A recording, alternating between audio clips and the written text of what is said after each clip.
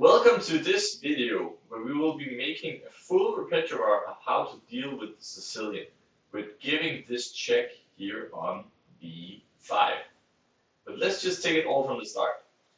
So white plays the move pawn to E4, black responds with C5, then we'll play the move knight to F3, and in the case that black plays one of the most popular moves, pawn to D6, maybe intending to play the Najdorf defense, we can play the move bishop to B5 check, hitting the black king.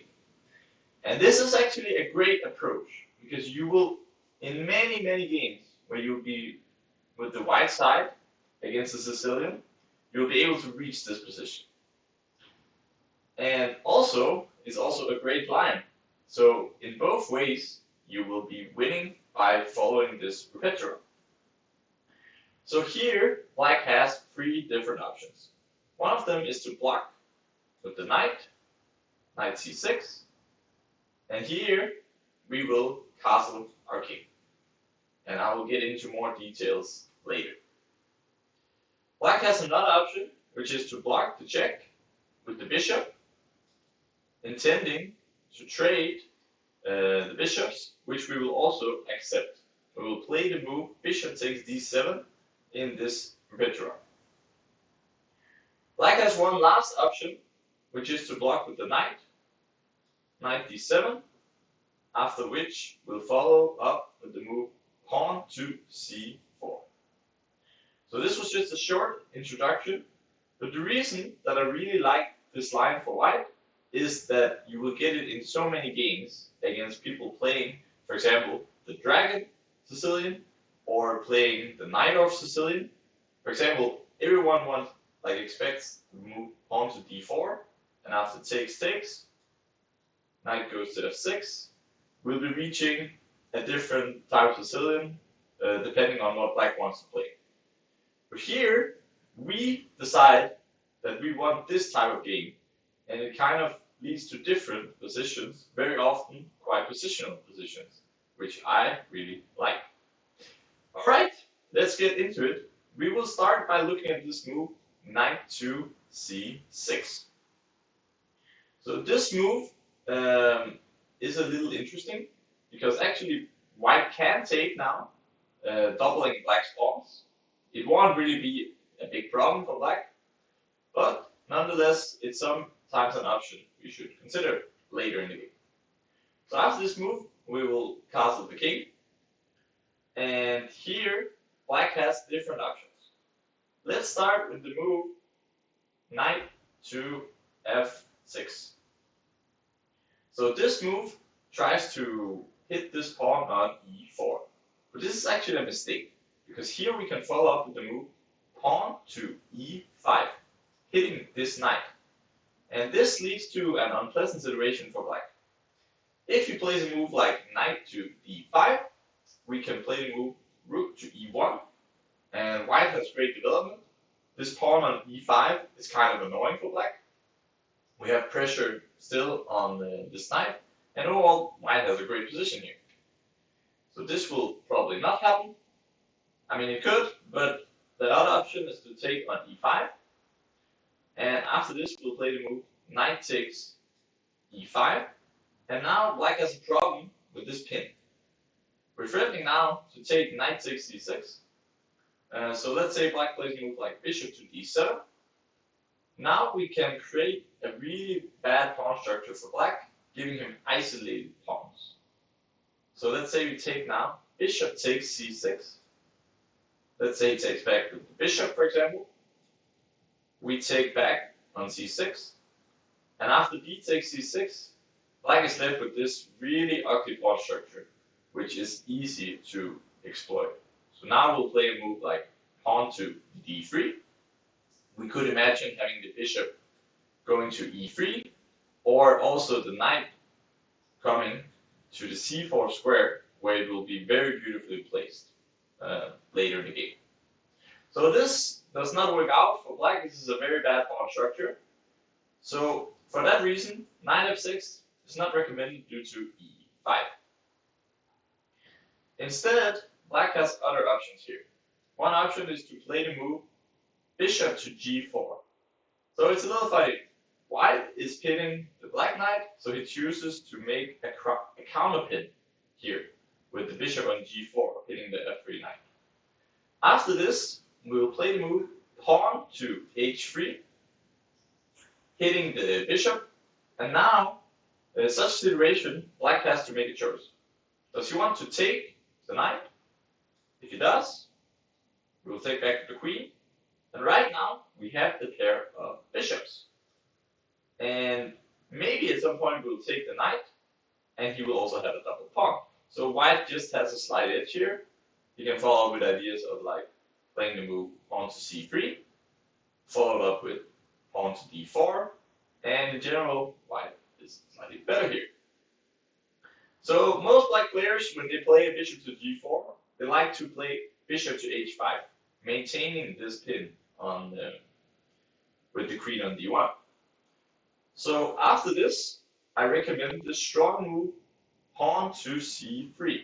We want to occupy the center with d2 to d4. So here, black can play different ways. Let's say he plays a move like knight to f6, trying to develop. We'll follow up with the move pawn to d4, sacrificing this pawn on e4. But it's a poison pawn, so if black takes it, he will likely lose. Let's say if he takes it on d4 first, pawn takes d4, and if he decides to be greedy, knight takes e4, we will have a very strong pin on the c6 knight, and hitting the knight with d4 to d5, and black is in a lot of trouble here. Probably he is very close to lost. Instead, black can try to play this move a6, following the trend of white. We played h3 as white, so now black plays a6. Here, we can take the knight on c6, pawn takes c6, and then follow up the move knight to c3. And even though black has the pair of bishops, it's not a big problem for us because we have the center. The center is one of the most important things in chess. So if you occupy it, sometimes even if you don't have the pair of bishops, you can have a better position. And it is a very beautiful center that's very hard to challenge for black. For example, he cannot really play the move e5 so easily because we can simply take that pawn. For example, e5 we can take. And eventually, black's pawn structure will become a big problem for him later in the game. Alright, so let's go back. So we were at this spot here, where black could play knight to f6. That's not recommended because of the move d4, and white has a great position. But black can also try this move a6, doing the same as white did with h3. So after this, we'll continue along the same path of playing the move bishop takes c6, pawn takes c6, and the move d2 to d4, again having a great center. So, in general, white is better here. So, for that reason, bishop g4 is not all that popular because h3 is a strong response. So, instead, black can also try a move like perhaps e5, but that's actually not a big problem for us because we will play the move c3, intending to play d4 next. And this can easily become a big problem for black because let's say he plays some normal move, knight to f6, we'll bring up the center with d2 to d4, and there's a lot of pressure on the black pawn structure. For example, black would not like to take twice, because if he does, he'll be left with a vulnerable pawn on d6, whereas white has a good pawn on e4, and white has a better position because of this factor. So, after the move castles, black can also try the move a6, hitting our bishop. And now, we do not want to retreat the bishop to a4.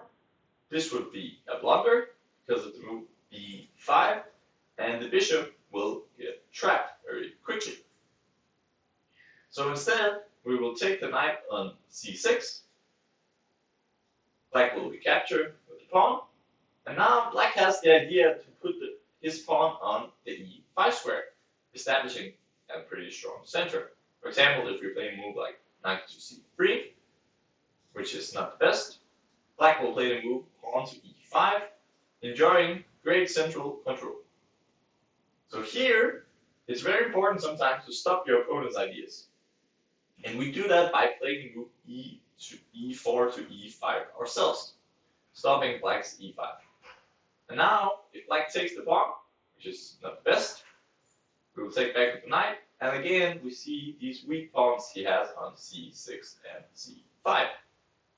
So after e5, white is enjoying an advantage and having a pretty good game. So, many of the lines, it turned out that black had a pretty bad isolated c pawn eventually. So for this reason, most black players play the move bishop to d7, which is also considered the main line. After this, we'll follow up with the move rook to e1, sometimes being able to retreat the bishop to f1, but just in general supporting the pawn on e4 and, waiting to see what black will do. So after this, move rook to e1. If black plays a move, for example, like e7 to e5, we'll play again the idea of playing c3, followed up with the move d4, playing for a great center. Black can also try to move pawn to a6, hitting our bishop on e5. And after this, we could go back to f1, but I actually found a strong line here for black. Taking the knight on c6, followed by bishop takes c6. Now we'll play the move d2 to d4, opening up the center. C takes d4 is a very typical reaction in such a position because you want to fight for the center. White will follow up with the move knight takes d4. And I found that this position is quite nice for white here. He will follow up with the next move, c2 to c4, playing for a structure that we call the Maroczy structure. And that's a very good structure in general in chess. If you can achieve that in many positions, you will almost always have an advantage. The structure is like you will see very quickly. For example, if black plays the move rook to c8, we'll follow up with c2 to c4. The Maroczy structure is usually like this. Black has a black pawn on the e7 square, on d6, and white has a pawn on e4 and c4. And this means that white has more space, and it brings quite a clamp on the position, which we'll also see in further lines.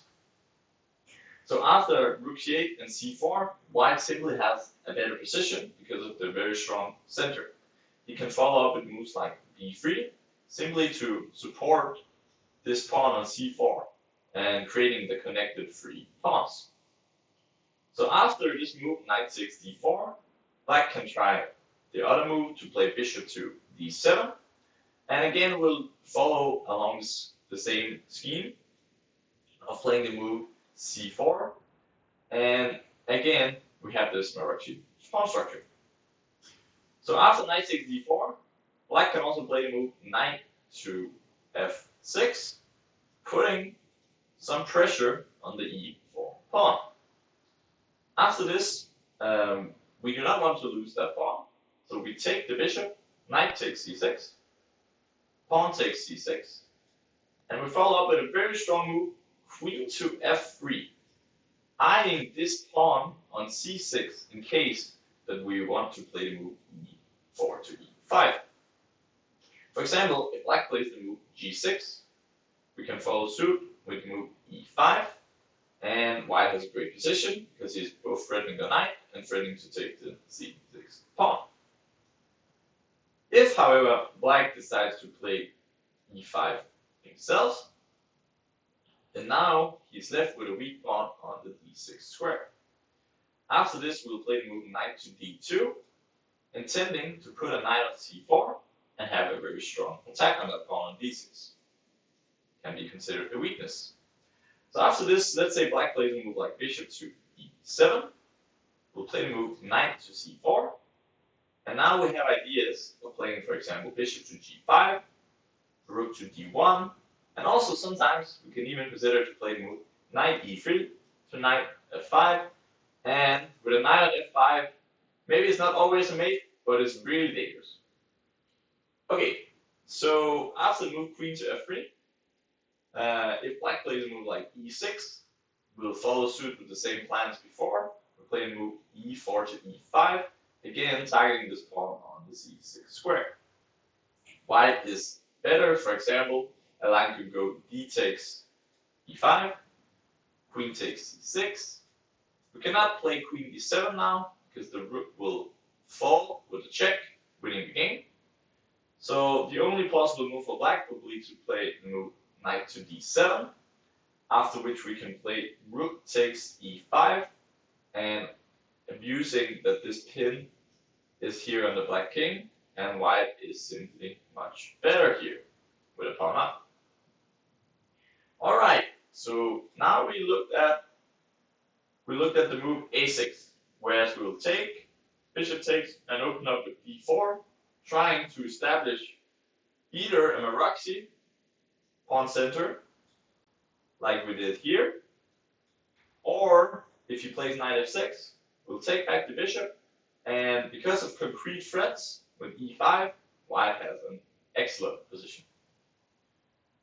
Alright, so after rook to e1, the main move for black here is to play the move knight to f6, developing the knight to a very fine square. After this, we'll continue our plan of fighting for the center with the move c3, aiming to play d4 next move.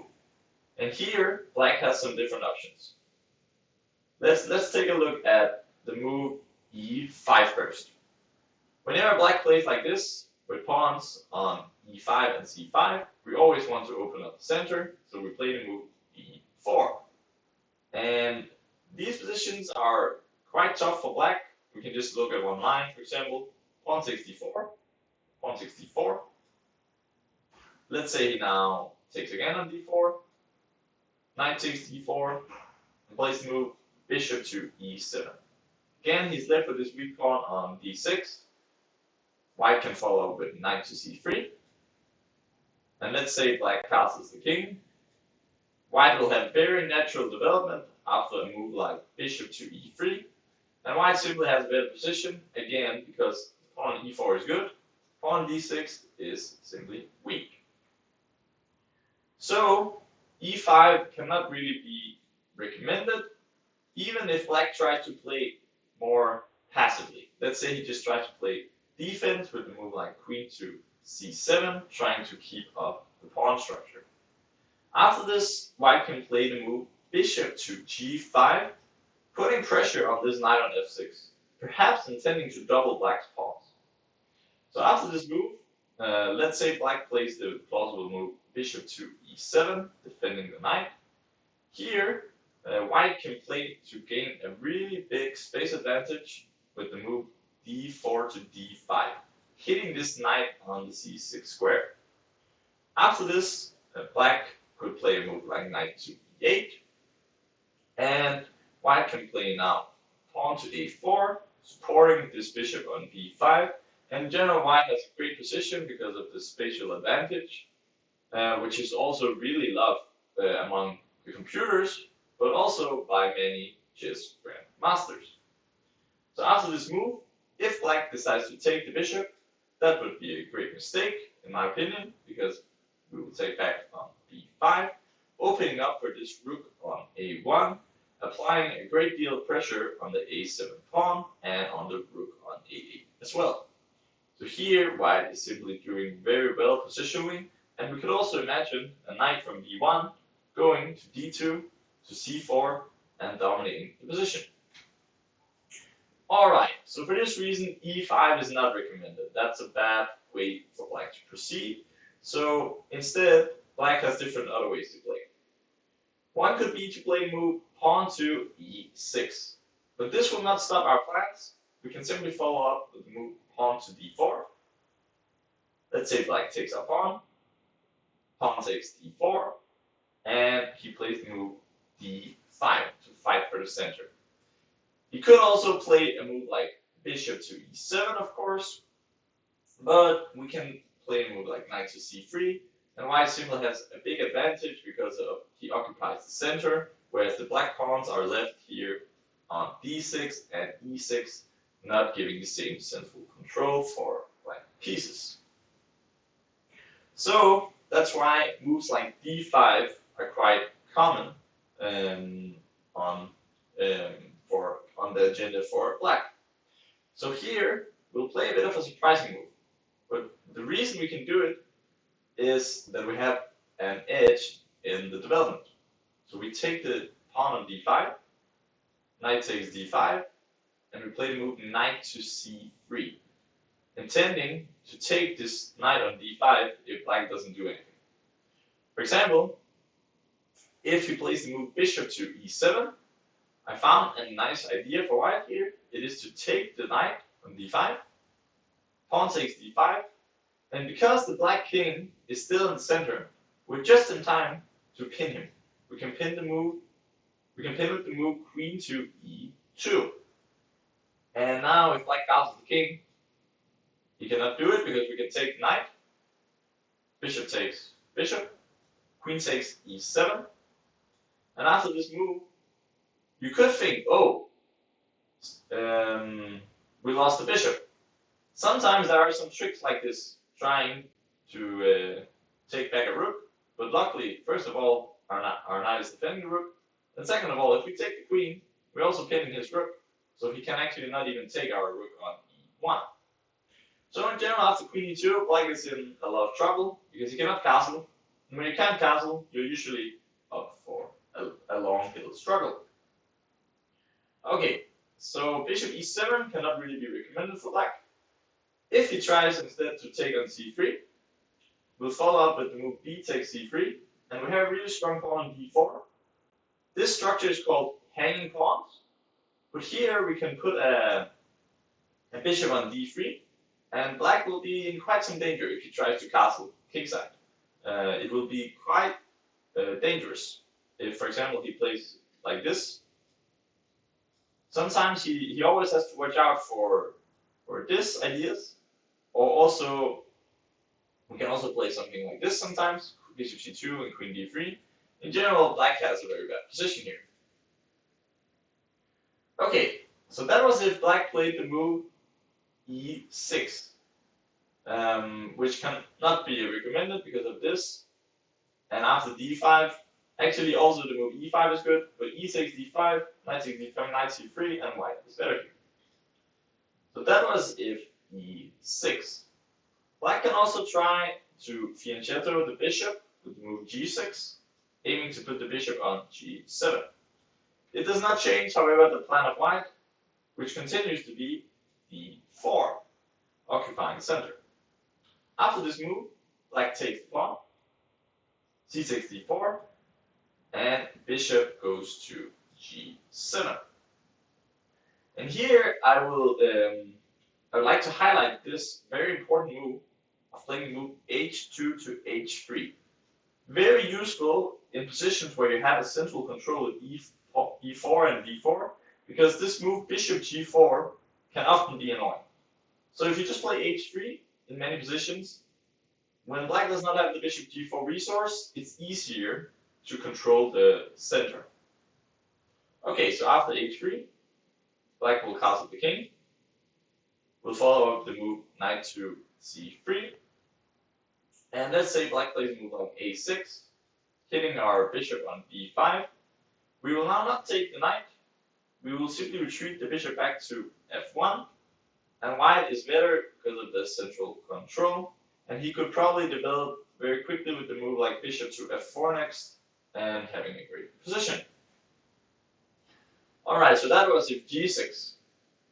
Let's now take a look at the main continuation, which is to play the move a6, hitting the white bishop. After this, we retreat the bishop to the f1 square. We do not want to go to the bishop right now. We put the bishop here and we intend to play the plan of d2 to d4. Here, black can try to meet this with, for example, e5 as we saw before. But again, we can open up the game with d2 to d4. There is a small difference here, however. For example, now black soon has the idea of playing the bishop g4 move. If black plays passively, we know from the previous idea that after bishop e7, white will take great central control to move d4 to d5, hitting this knight on c6, forcing it to move. And let's say after a move like knight to a7, white will play the move a4, and white is simply much better here because of the dominance of the d5 pawn. So black here should try to play the move c takes d4, c takes d4, and bishop g4. A very typical way to fight for the center, pinning the knight on f3. So after this move, white will continue with the move d5, hitting this knight on c6. And the idea of black is to enter now on the d4 square, keeping on the pin of the f3 knight and trying to pressure this knight here on f3. But it's very interesting here that even if white gets a double pawn on f2 and f3, like we'll see now, white, even if he gets that, after bishop e3, knight takes f3. If he takes with the bishop, first of all, we'll simply take back. Black still has the problem of what to do with this knight on d4. So he will take with the knight. Pawn takes here. And it might look like it's a bad pawn.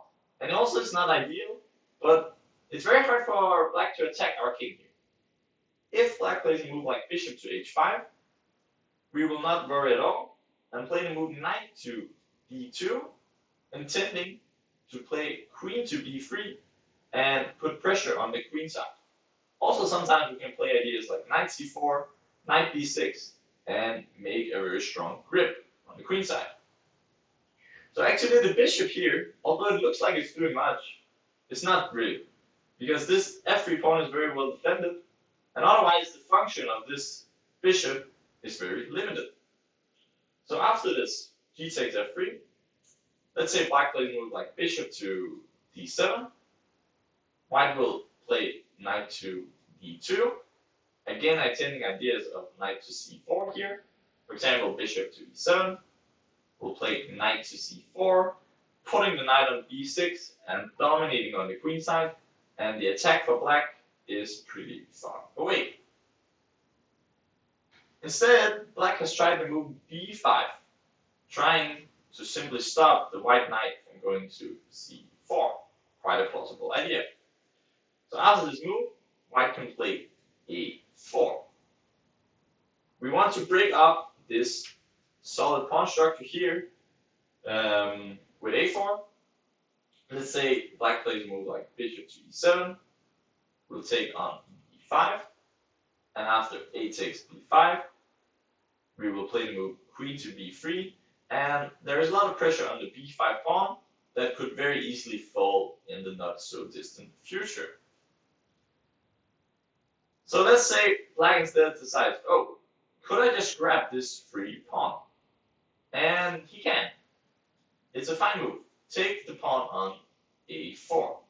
But after this, now the c4 square becomes available. So we'll play now knight to c4, aiming to put the knight on b6 again. And here it's very funny. If black tries to play the very logical move, rook to b8, trying to defend the b6 square with the rook, we now have a great sacrifice for white. We simply play rook takes a4, not caring at all that we will lose an exchange. Because after bishop takes a4, queen takes a4, hitting the black king, black is in a very big danger here. Let's say he blocks with the queen. It might look, oh, isn't that not okay? But we play the move queen takes a6, followed up with knight b6 next move. For example, bishop e7 for black, knight b6, coming with the bishop to b5, and black's position is in ruins. So even though we are on exchange down, we have a pawn for it. Black's kingside castling right will be taken away from him, and white is simply winning here. Maybe not easily winning, but it is a position that very likely will be won from the white side here. So rook b8, and after rook takes a4, white is winning. If black does not take the rook, let's say move like bishop g7, we can play rook takes a6, being a comfortable pawn up, and white is winning. So let's say black tries another move, maybe bishop to b5, trying to solidify the position. Now we will not play the knight to b6, but actually act in the center instead. We play the move pawn to f4. Black used a lot of time here on the queen side, taking a pawn, putting a bishop on b5. We will simply try to attack in the center, putting a great deal of pressure on the pawn on e5. This position is really bad for black. It's a clear advantage, and it's hard to see how to defend here. Alright, let's head back. So this was if black played the move e5, we will play the move d4, and after takes bishop g4, we will not be scared to see a knight on d4. Instead, we will challenge it with bishop e3, leading to a great position for white. So let's now dive into the main line of the knight c6 line, which is bishop to g4. So black preemptively knows white wants to play d4. So that's why already in advance, he takes care of it and pins the white knight. However, this will not solve black's problems because we'll play the move h3. Asking a question, what do you want to do? Black bishop on g4. So if he now retreats the bishop to h5, we will not be scared. We will simply play the move g4, hitting the bishop. And I know, usually I say that we do not want to weaken our kingside like this. But actually it's not a big problem because we will occupy the center very shortly. And when you have the center, you simply have much more leeway to do whatever you want to do in the game. So let's say if black tries a Gukesh sacrifice, what he did in the Tata Steel a few days ago, knight takes g4, is very dubious, probably just losing after a6 g4, bishop takes g4, and a move like, for example, d4, opening up the game. Could also play a move like the bishop to g2, should also be winning. Simply, black does not have enough for the sacrificed piece. So let's say instead that black does not lose his mind and plays the move bishop to g6, attacking this pawn on e4. Now, we do not play defensively, we play actively. Because we play in the center, we play the move d4. And it looks like we're sacrificing a pawn. But I will show you why black cannot accept the sacrifice. If black takes this pawn now with the knight, for example, knight takes e4, he is going to lose. Because I will play the move pawn to d5. And this is a very typical trick in many openings. There will be a queen's check on the a4 square. For example, if black plays a move now like knight to a7, we'll take the knight on e4, bishop takes e4, and play the move queen a4 check, hitting the black king, taking back the bishop, and white is winning here. The two extra minor pieces, for example, after d5, queen takes e4, the bishop and an extra knight for a rook clearly outshines the rook, and white is winning here. Similarly, if black takes now with the bishop, we'll play the same idea.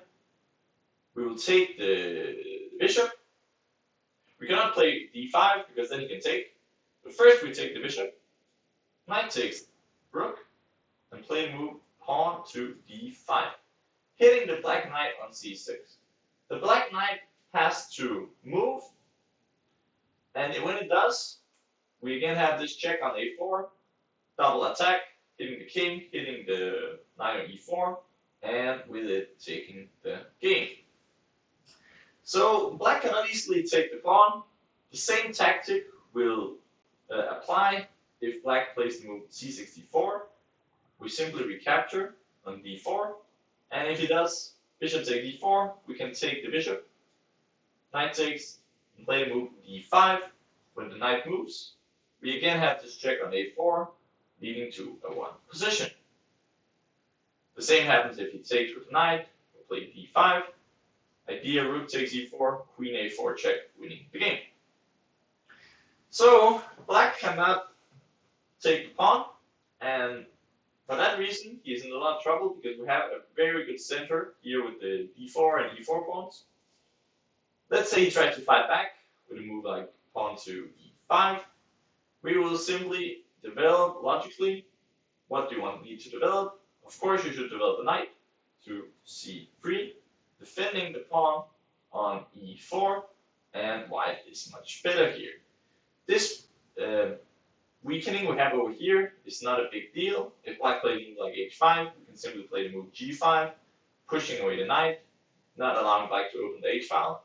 White's much better. And this bishop here on g6 is actually really bad, because if you cannot win this pawn on e4, the bishop is not doing too much, and white is having a great advantage. Alright, so that was it, bishop to h5, and we saw that will lead black to a great deal of problems. Instead, the main line goes bishop takes knight, and this is a move that I'm always happy to see, because now we can play with the pair of bishops. So we play the move queen takes f3, and already here, if you made it to this position with the white pieces, you can enjoy a very lovely game. But I will of course give you a few more details for the very advanced players. So let's say black plays a move like e6 here. Our general idea is to put the pawn on d3. Let's say we cannot really play d4 now, because then he will take, and he has more defenders on the d4 square than we have like daggers. So for that reason, we will simply play a slower approach now. Also, it makes sense because we grabbed the pair of bishops, so now we can simply try to play a long game where we'll enjoy the pair of bishops advantage at some point. So let's say he plays a move. We play a move like d3. Black plays bishop to e7. Knight to d2. Black castles the king. And here we'll play a bit of a peculiar move, but it's actually pretty strong. We take the queen back to the initial square because we realized, oh, this knight on d2, we want to have it on f3. And after we have the knight there, we can play ideas of playing d4, again fighting for the center, but now even with the advantage of also having a pair of bishops. So that's a pretty nice position. I can certainly recommend it. And this was if black played e6, we played d3. Luckily against g6, we have the same approach. We'll play again d3. If the bishop goes to g7, before we play knight d2 now, I'll recommend to play the move bishop to e3. But the idea is the same. Knight to d2 is coming. And after this, let's say black castles the king. We play knight d2. And the idea is the same. Queen d1 and knight f3. Let's say black first plays the move knight to d7. Keeping an eye on the long diagonal with the bishop on g7. We follow up with the move knight to d2. Let's say black castles the king. We'll play the move queen to d1, pursuing our strong plan of putting the knight on the f3 square. And now black also wants to do something. So for example, black could try to fight on the flank with the move b5.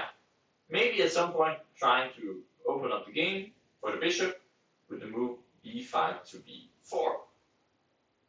So after this, I recommend to continue our plan, playing the move knight to f3. And this is simply a wonderful position, having the pair of bishops, an easy idea of pushing the pawn to d4. I tried to look at different moves for black, but I couldn't find anything I really liked for black, so that's why I recommend it. Let's say black tries to play the move e5, trying to at least trade many pieces if we play d4. We will now not play the move d4, instead we'll play a move like g3, putting the bishop on g2. Sometimes we can even play a move like h4, putting a bishop on h3, but it depends a bit on what happens from now on. But I'm very happy with this position, so e5 is not a worry.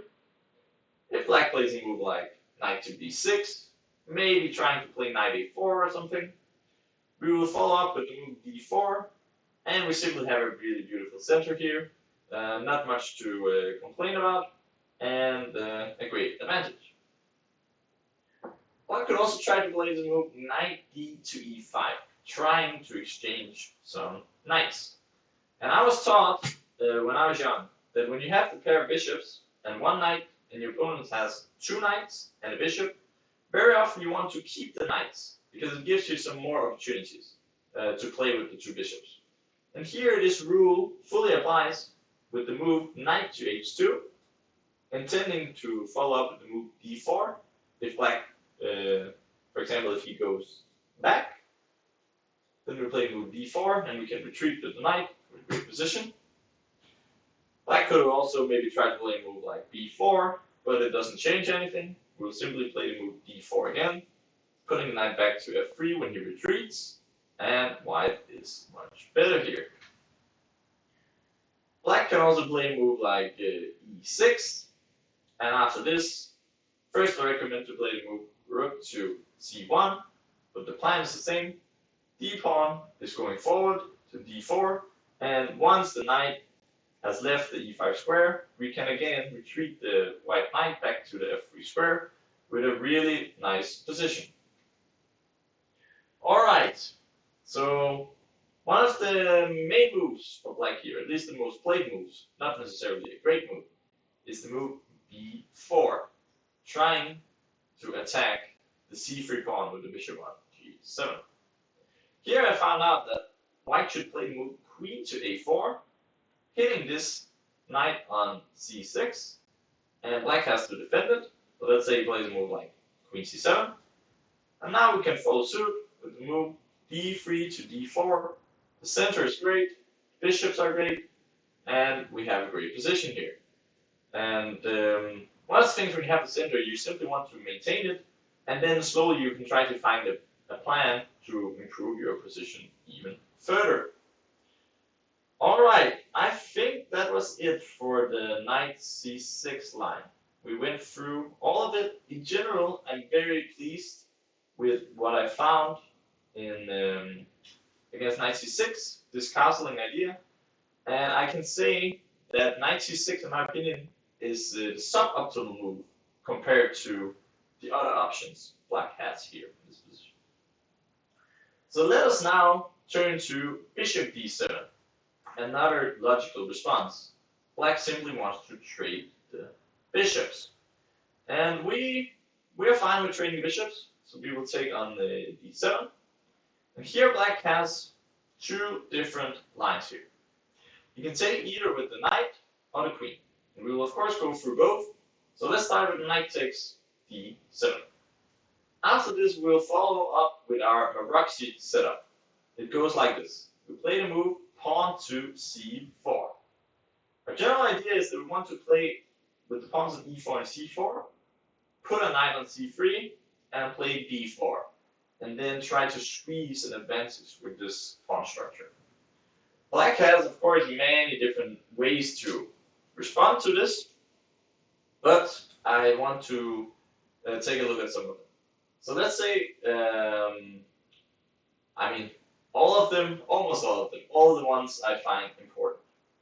So after c4, black could play a move like knight to e5, and this might look a little weird, but black is actually fine with getting double pawn, because if this happens, you'll have great control of the d4 square, and actually it's very hard to attack these double pawns, so it's actually not a big deal for black to have this.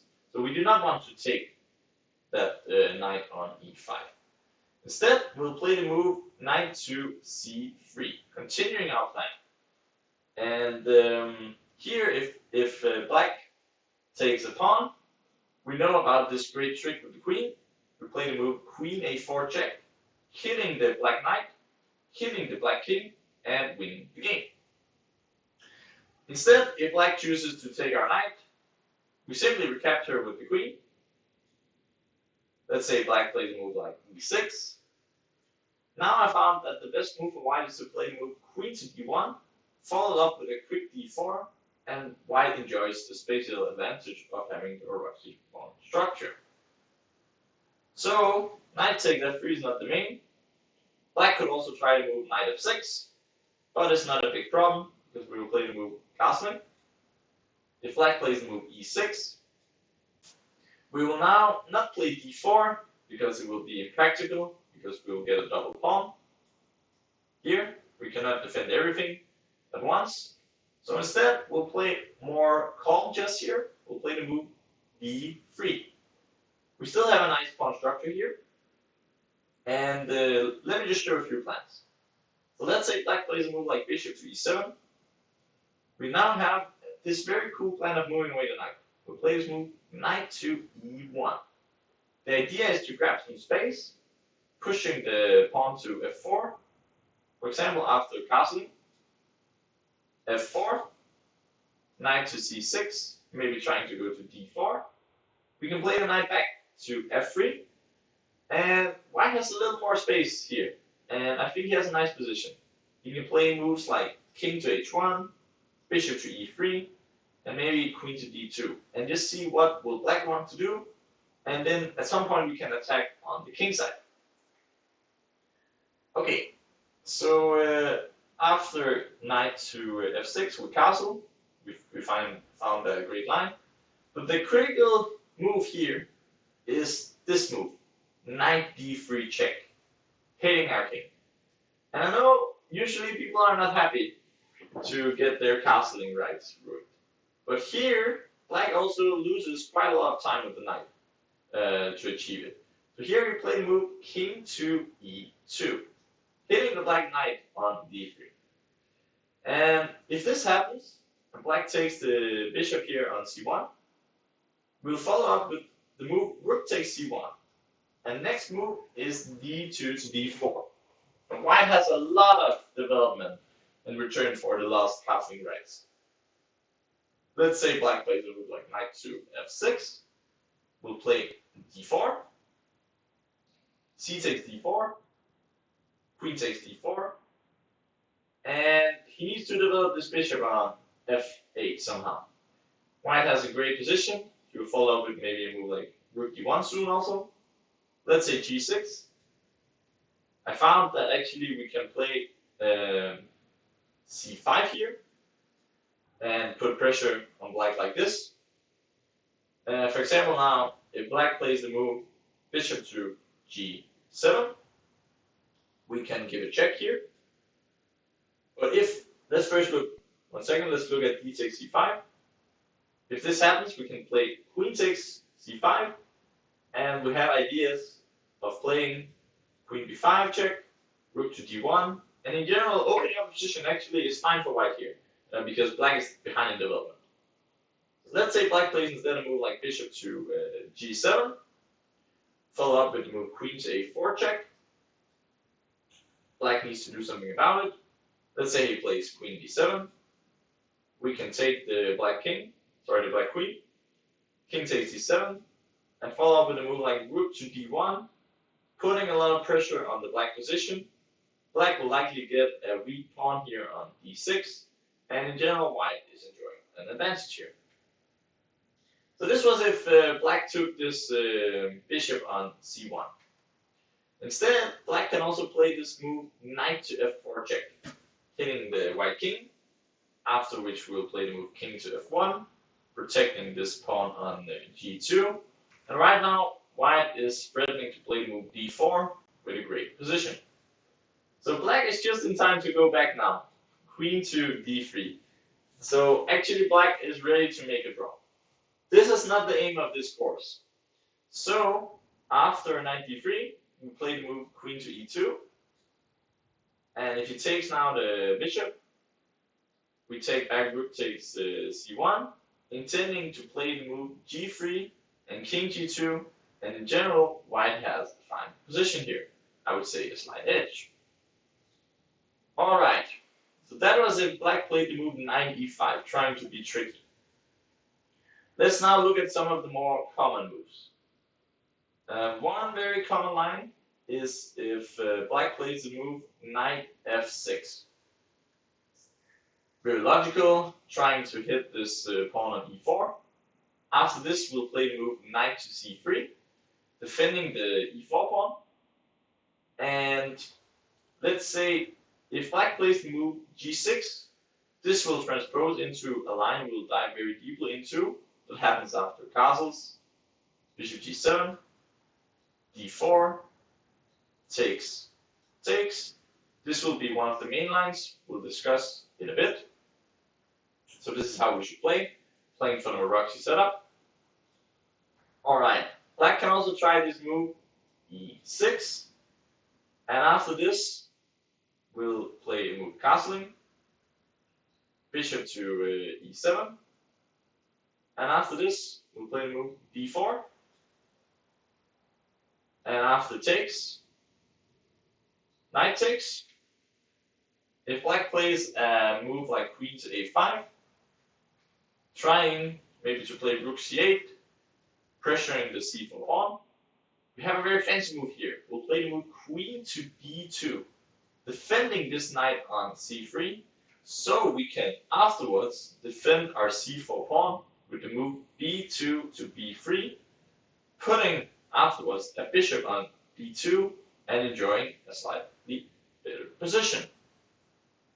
So after this, instead, let's say black castles the king, we'll play the move d3, putting the bishop on b2, enjoying this solid pawn formation here, and white has a nice position. This was if knight to f6. Let's now take a look at what happens if black plays the move g6. And this is one of the lines that is very interesting. Because we continue the same path, we play the move knight to c3, black plays the move bishop to g7, let's say we castle the king, black plays knight f6, and we play d4 here. This is the big line that I was talking about before, knight takes d4, and here black has different ideas.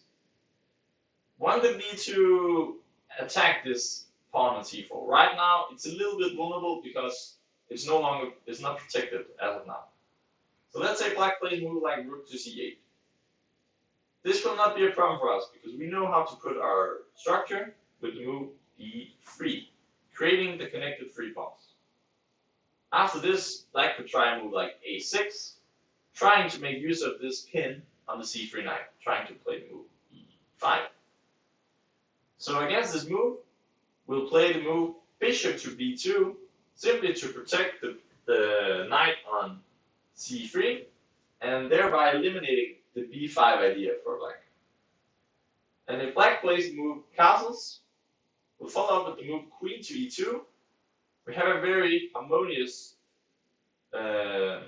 piece placement, and we can follow up with moves like rook to d1, rook to c1, and then enjoy the space advantage, and at some point try to make further progress. Alright, that was the rook c8. Black has another way of trying to stop the move e3 with the move queen to a5. Pressuring this c3 knight, again stopping b3. Here I found that the move bishop e3 is the best solution. So after bishop e3, black's idea is to play rook to c8, hitting this pawn, and right now white cannot play the move e3 because the knight is hanging from the black queen. So here the way to defend the pawn is to play the move queen to e2, keeping an eye on the pawn. And here black has some different tries. One of them is trying to be very greedy, playing the move queen to b4, simply trying to take the pawn on c4. And after this move, I found the best solution is to play the move knight to d5, hitting the black queen, and at the same time offering an exchange of knights. If black now takes here, we'll actually not take with the c pawn, because then our knight will be hanging. Instead, we'll take with the e pawn, opening up for this file. And it might look like, oh, we're losing a pawn. But actually, it does not work for black. Because if he takes with the queen, for example, we have this brilliant move, rook a to c1. And if black takes our queen, rook takes c8 is checkmate for black. I mean, for white, checkmate of the black king. So this is losing, so this does not work. If black tries to take with the rook, you will anyways become too fragile. White can play the move a3. The queen is fulfilling too many roles here. And let's say he goes queen a4. You can play the move b3, hitting the queen, hitting the rook, with a winning position. Or if we play the move queen to c5, white will also have a winning position in many different ways. Probably one of them is to play the move knight to e6, hitting the black bishop like that. But black cannot play chess like this. You cannot. Too many things are hanging here. The black queen is simply too vulnerable. Okay, so this was if knight takes d5 and e takes d5, and let's say black does not take, because he cannot take the c4 pawn. Let's say he castles the king. White can follow up simply with a move like b2 to b3, having the great connected 4 pawns, and white is simply much better here. Black has a backwards pawn on e7, and it is a great position for white. Okay, so after queen b4, knight d5 is the way to go. So that does not really work out for black. Black can also try to grab the pawn in different other ways. You can play the move knight to e5, hitting this pawn on c4. And I found that the best reply to this is to play the move rook a to c1, intending to play b3 if black does not capture the pawn on c4. So let's say black takes with the rook. This does not work for black, because we have to move pawn to f4, hitting the black knight. If the black knight moves, the black rook will drop to the queen, and white is winning here. Black can also try to play with the knight takes c4. And after this I found a beautiful way for white. Plays the move knight c to b5, and this knight on c4 is in grave danger. And let's say he tries to play a move like queen takes a2. Here white has an amazing move. It is to play the move rook c2, intending to play the move b3. The black queen is in danger. This knight is still also on free, and white is winning here. Let's say instead black tries to solidify the position of playing the move knight to b6, defending this rook here. Black will be overloaded after the move knight to b3, hitting the black queen. And let's say a move like queen a6, trying to safeguard the queen.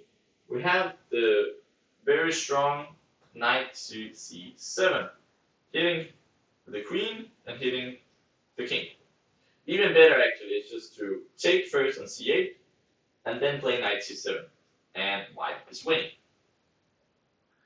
Okay, so after this, black could also try something else, but nonetheless he is in a lot of trouble here, and white is winning. For example, if queen takes a2, white can play the move bishop takes b6, because if right now this rook here is hanging, and if black takes on c1, we have the move knight takes c1, hitting the black queen, and in general white is pieced up here. Okay, so this was many interesting lines, but after knight c to b5, black is simply busted here. It does not work out for black. And so rook c1, black cannot take the pawn on c4. White will follow suit with the move b3, and white is much better. Okay, so after the move queen to e2, black can also try this move knight to b6, which actually I consider the main line for black. And now rook takes c4 is more of an idea because white no longer has this move f4 to kick away the knight from e5. Okay, so after knight e6, we follow up with the move rook f to c1. Again, intending to play the move b3 if black does not capture the pawn. If black plays knight takes c4, again we have a similar idea as from before. We play the move knight c to b5. Black is in trouble here because of the knight is doing. It's simply in trouble. It's doing too much. Let's say he puts the knight back. Again, we have this idea of knight b3, and white is doing much better. So after this move, knight takes b4, knight c to b5, white is doing much better. So the main move is the move rook takes c4, and trying now to make use of the fact that f4 was not available, was not doing anything actually. Now, the best way for white to proceed now is to play the move knight d to b5. And here, if black plays the move rook to c8, very logical. White is threatening to take this knight. Let's say black castles the king, bishop takes b6, and white will, in the next move, take this rook on c4 with a winning position. So that's the threat. Let's say black retreats the rook to c8. Now white has a really nice idea. It is to play the move rook a to b1. And it is quite amazing for me that white is very close to winning here by playing such a slow move, but it's simply very effective. If black now castles the king, we will follow up with the move b4, hitting the black queen. And after queen to a6, white has this brilliant plan of playing rook to b3, intending rook a3 next move. And the black queen on a6 is simply in way too much danger. White is very close to winning here. For that reason, the computer points out that the rook actually has to go to c6, which is slightly more safe because now it's protected by the pawn. And if you ever castle the black king, you can also put a black rook on the c8 square, thereby doubling the black rooks. But actually, it does not change much for us. We're playing the same fashion. We play the move rook a to b1 with the same idea of playing the move b4. Let's say black castles the king. We follow up the move b4. Black only has one square for this poor queen. It is to play the move queen to a6. And we do the same. Rook to b3, intending to move rook a3 soon. If black now doubles the rooks, after rook a3, black's queen is in great danger, and black is in a lot of trouble. I also quickly looked at some other ideas for black, which was to play the move knight to a4, after which white will play the move rook to a3, hitting the queen. And if black plays a move like rook f to c8, we have this amazing move here, g3, giving luft for the white king.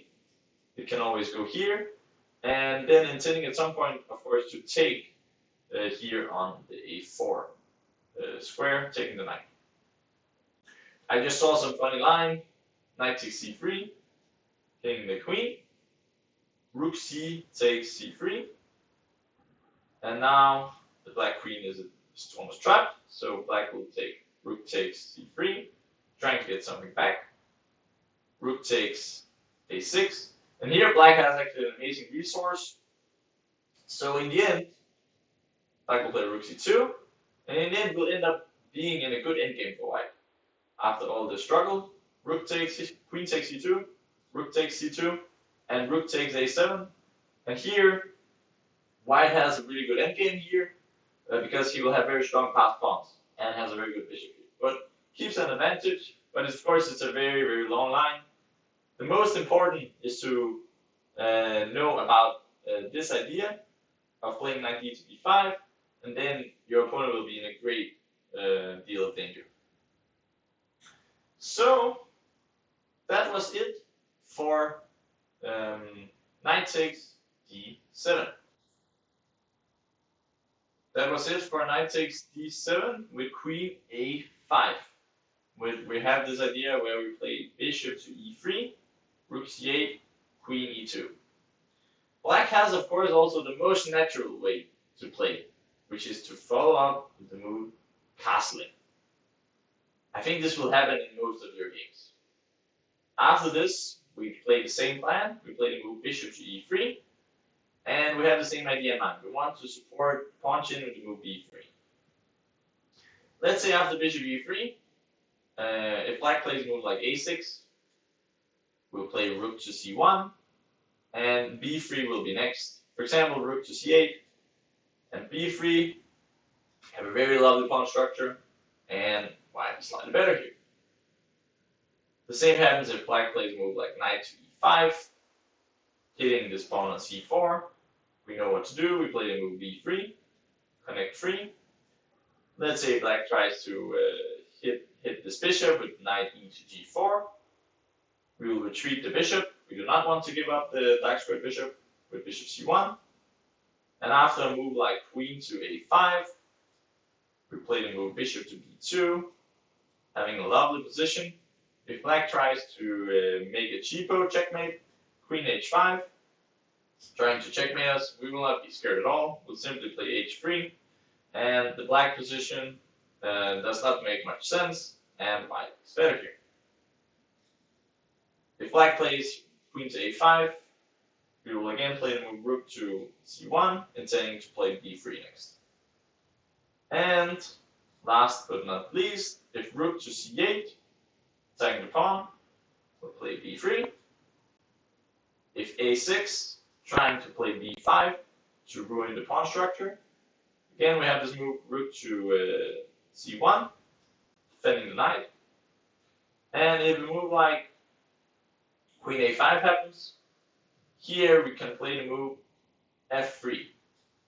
And here, white is simply having a great position here, a very nice double connect 3 pawn structure, and white is better here. Alright, so that was finally it for the move knight takes d7. We'll play the move c4, follow up with knight c3, and most of the time we'll play with d4. Some few exceptions with the move d3, but in general will lead to very nice positions, in my opinion. Okay, so let's now turn into the other option after the move bishop d7, bishop takes. The main move is the move queen takes d7. And I think that's because black often wants to put the knight in c6, which is the more natural square than having the knight on d7. After this, we will continue with our concept of playing the move pawn to c4. We want the move knight c3 eventually. If black tries to be really greedy here, he can. We can play the move queen to g4, hitting this pawn on e4 and hitting this pawn on g2. And that's not really a problem for us, because we will sack the pawn. We will castle the king, and after queen takes e4, we'll play the move d4. And now the queen will be in trouble. There will be some free tempi soon, for example, knight c3 or rook e1. And this queen is simply too far out the gates, and white is having a big edge here. If black plays a move e5, we do not worry much. We play the move knight c3, and this will transpose to some other line that we will dive into very soon. Let's say instead black plays a move like knight to f6, attacking the pawn on e4. We'll continue with knight c3. And if black again goes pawn hunting, like queen g4, attacking g2 and e4, we'll do the same. Castle the king, and if black takes, we play the move queen to b3, hitting the pawn on b7, which is quite a problem for black. For example, if he takes the knight on c3, queen takes b7, hitting this rook on a8. If knight e2 check, king to h1, knight f4, threatening a checkmate here on g2. I found that the move knight to e1 ensures white winning position. Next time he can take the rook on a8, and black is simply helpless here. Alright, so that was knight takes d3, we play queen takes d7. Black can also try to move pawn to b6. And after this, we will simply get some luft, h2, h3, hitting the black queen, forcing it to move. Let's say black plays a move like queen to g6. Again, we can keep hitting the queen, knight to h4. And let's say black plays a move like queen to h5. It looks like, oh, we can just attack this knight. But black is now losing because he played this move b6, which weakens the long diagonal. Let me show you why. Knight takes e4, queen takes h4, and the move queen to f3, putting a lot of pressure on the a8 rook, and this leads to a winning position because the rook is simply too vulnerable. Let's say black plays move knight to c6. We can win in many ways here. The simplest probably will be to play the move knight to f6 check, followed up with queen takes c6, and afterwards taking the rook, leaving white with a rook up position with a winning game. Alright, so this pawn hunting ideas from black, they are really not recommended. So, after the move knight to c3, black can also try to play the move g6, after which we'll play the move d4, opening the game. Pawn takes d4, knight takes d4, and black will play the move bishop to g7.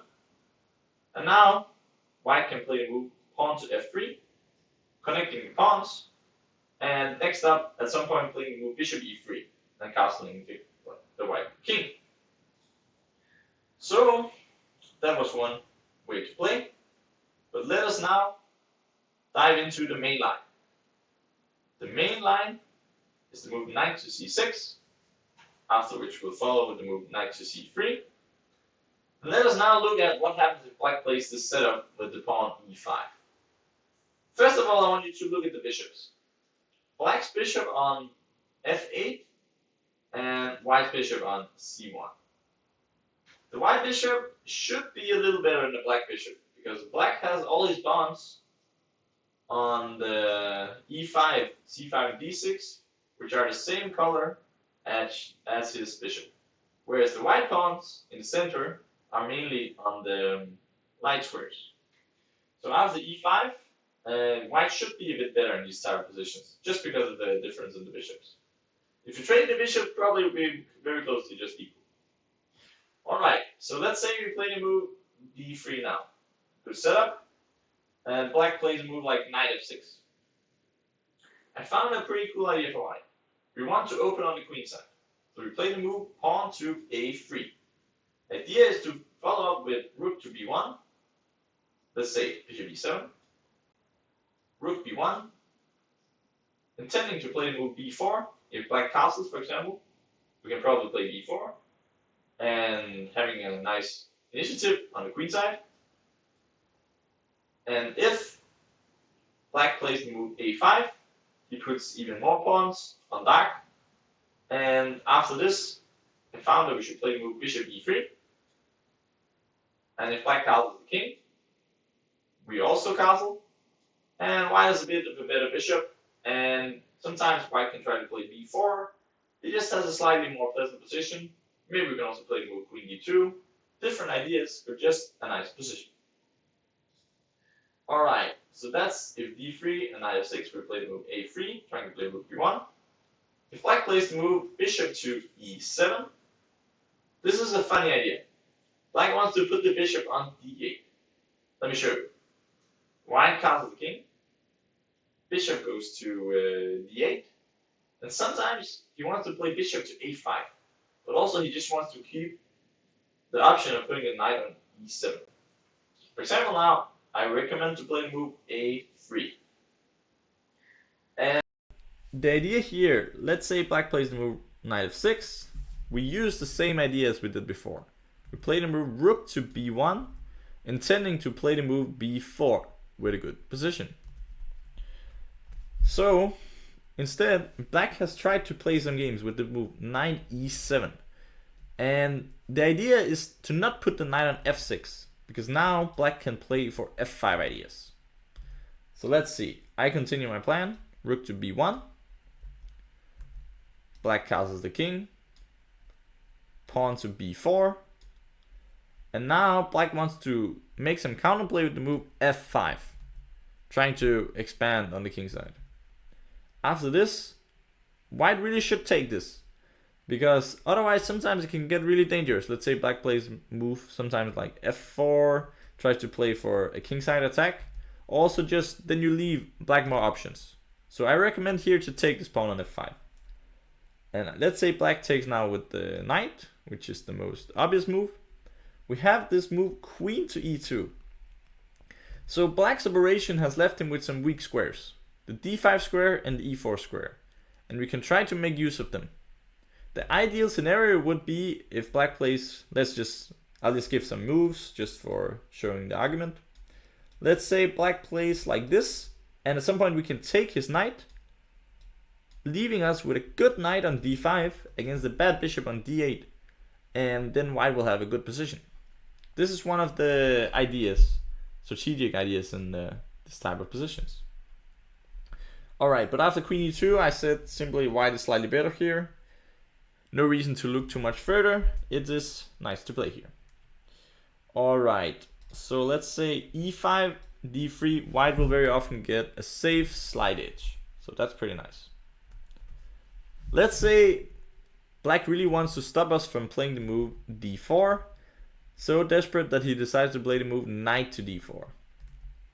I looked at this for a little bit and I wasn't too impressed. We can take the knight, pawn takes d4, and follow up with the move knight to e2, hitting the pawn here. And now, if black plays the move d3, we should not be scared. We simply retreat with the knight to c3, and this pawn on d3 will become really weak. We'll pick it up with the move queen f3, queen takes d3, and be a healthy pawn up here. Alright, black could also play the move e5, defending organically the pawn on d4, after which we'll play the move d3, and now you can see black has a double pawn here, which can be a bit annoying for him. It's hard to open up the game when you have a double pawn, and eventually white will play ideas of like castling and play for f4, trying to develop an initiative on the queen side. Alright, so knight d4 is nothing to be scared of. Black can also,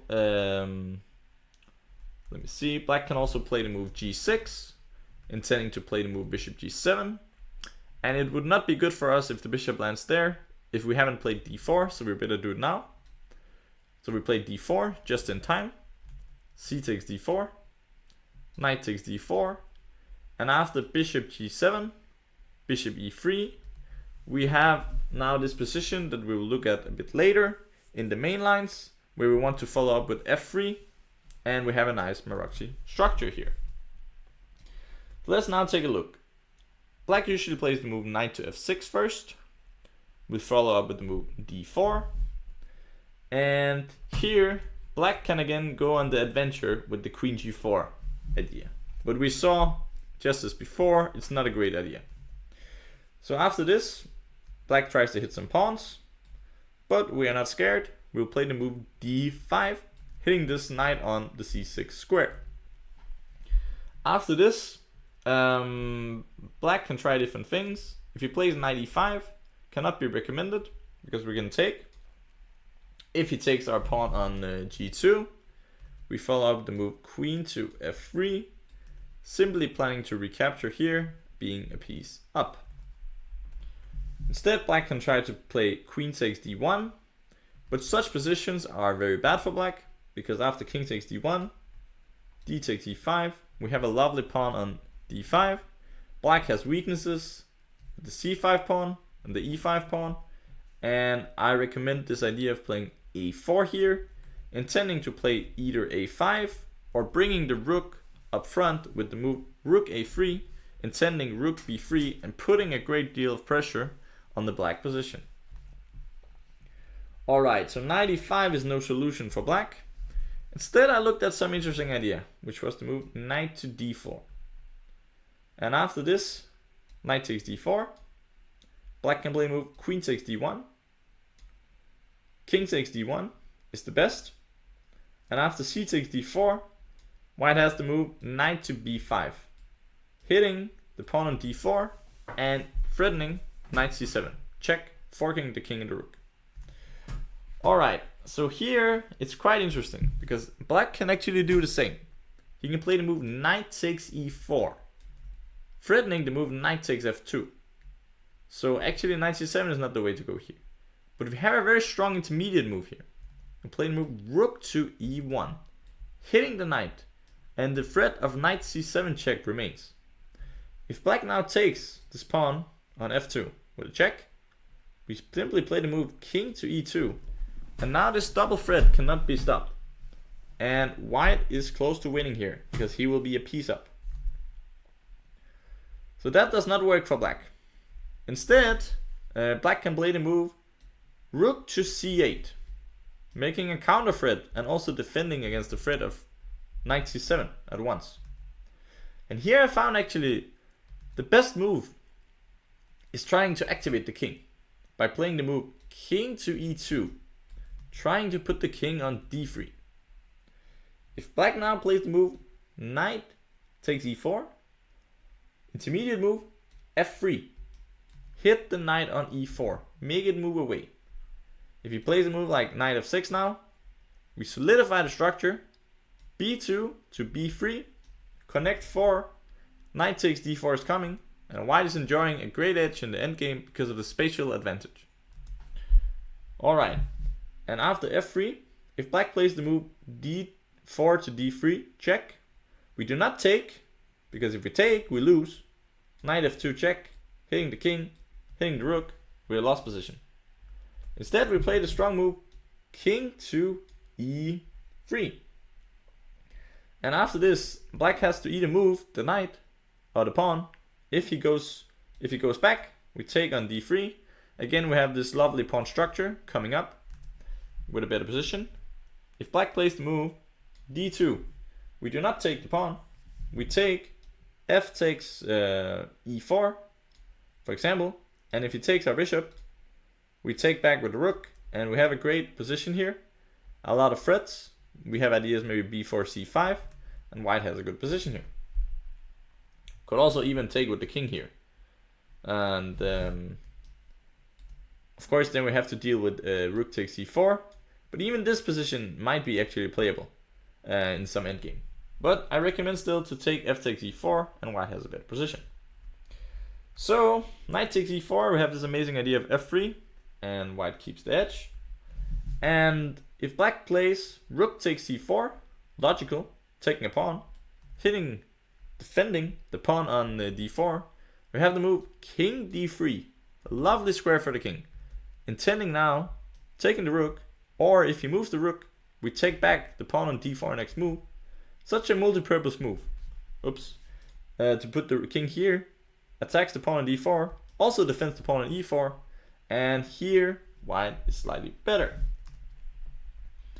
Alright, so now we've been looking at this queen g4, but as a general rule of thumb, queen g4 is not a good idea for black. Okay, so let's now take a look. Okay, I found another fun move. If black plays the move e5 here, trying to challenge the white center, it's important that we now take on e5. We do not want to play the move d5. There is only one reason, and that is black will play the move knight to d4, putting a strong knight in the center, which we do not really want to deal with. So we do not allow this. Instead, we take on e5. If black takes with the knight, this will be a mistake, because we take on with the knight. D takes e5, and play the move bishop to g5, intending to take the knight on f6.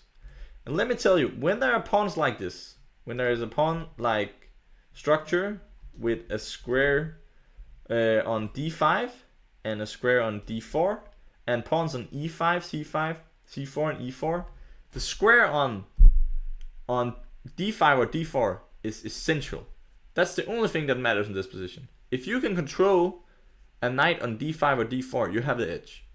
That's how it is. For example, here, especially here, if you can manage to put a knight here against this terrible bishop on f6, white will be having a great position and very good chances to win the game. So after bishop g5, white is simply much better here. And it doesn't even matter if it's an endgame. You can also grind an endgame like this. The knight will simply be unstoppable on the d5 square. Alright, so after d takes e5, black can also play the main move, d takes e5. I recommend now bishop to g5, fighting for the d5 square. And let's say black trades the queen now. When queen takes d1, rook takes d1. And if he plays a move like bishop e7, we know the idea. It is to take the knight. Bishop takes f6. And now at some point we can put the knight on d5 and enjoy an advantage. However, black can also try to avoid us taking this knight on f6 with playing a move like knight to d7. And after this move, white will castle the king. And now we can see that black puts the knight on d4, which is of course annoying for us. We do not want to take this knight. Not yet at least. We want to play the move bishop to e3 and then put the knight on d5. Maybe at some point we'll take the knight, but actually for now we'll play a waiting game. White also has better options of taking the knight on d4 with the bishop than black has the option to take our knight on d5, because he has a dark squared bishop which cannot take a light square on d5. So here white is again slightly better. Alright, let's now get to the real deal, the main line of queen takes d7. That is c takes d4. After this move, we play knight takes d4. And here, black can play two different setups. Let's first quickly look at what happens if he plays queen g4 once again. And we know queen g4 is not a good way to play chess. For example, we take the queen, knight takes queen, knight takes c6, pawn takes c6, and there is sometimes a rule that if you trade many pieces and the queens, it's really nice to have the king in the center. You do not want to castle the king. So castling probably would be a slight mistake here for white. Instead, the great move here is to play move king e2. The king is simply pretty strong here in the center. Can be useful. If black plays a move like knight e5, tries to hit the pawn, here there is a very famous positional idea when you have the structure of c6, d6 and e7. We play the move c5, hoping that black will take the pawn, d takes e5, because then we can play bishop to e3 and play against these weak pawns. Also keep in mind black is behind in development. So let's say he plays a move like c4, we play the move rook to c1, intending to play rook c2, and at some point we'll win back the pawn, we'll push away this knight from e5, and when we win back the pawn, black will be left with some weak pawns on c6 and a7. So I just really want you to remember this idea of positional idea of playing c5. If black plays maybe, I don't know, g6 or something, we can play rook d1, putting pressure on this pawn on d6. So maybe we can even force him to take our pawn on c5, and black will struggle a lot with this isolated c pawn, double c pawn. Okay, so after king e2, black can also play the move g6, but we have the same idea in mind. We want to play the move c5.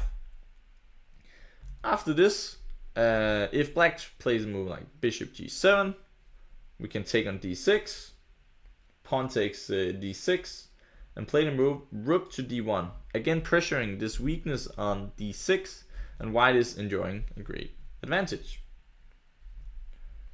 After c5, as we saw, black could also take, and here I found out that the best was to play the move knight to a4, pressuring this pawn on c5. If black tries to keep the pawn, you can play the move bishop to d2, intending to play rook c1 next, trying to grab back the pawn.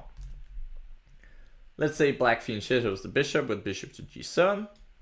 We play the move rook to c1, hitting the pawn.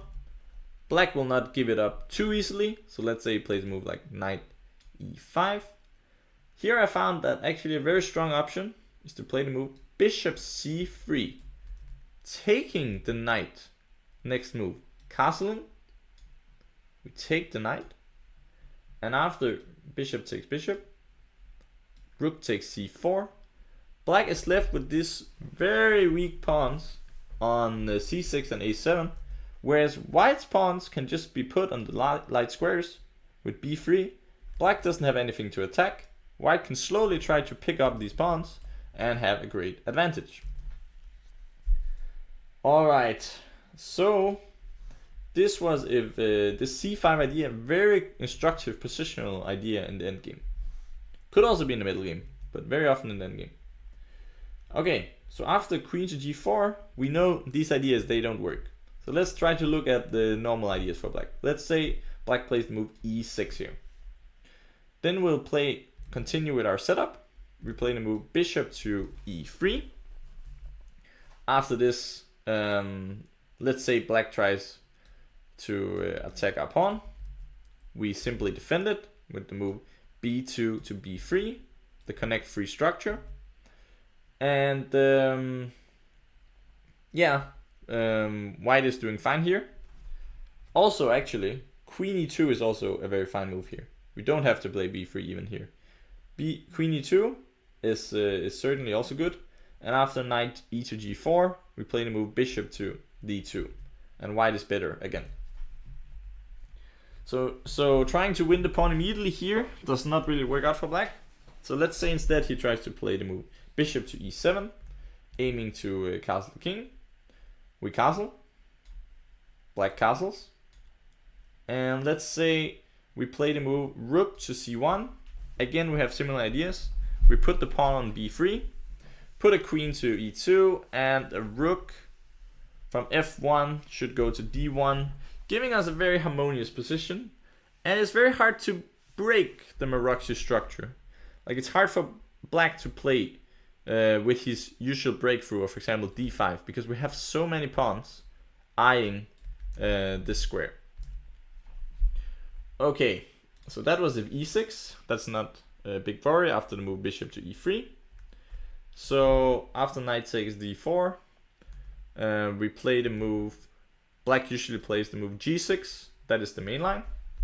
We continue with playing the move now f3. Here it's important that we do not play bishop e3, because if we play bishop e3, black will play this move knight g4, hitting our bishop with a tempo. Next time he'll play bishop g7, also hitting the knight on d4 with a tempo, and that's not really what we want. So instead we play the move, strong move, pawn to f3, connecting the pawns here.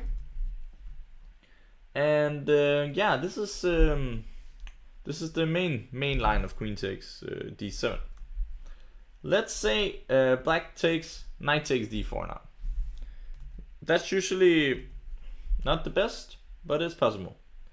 We will take back with the queen, and he plays bishop g7. So at least he's eyeing our queen now on d4.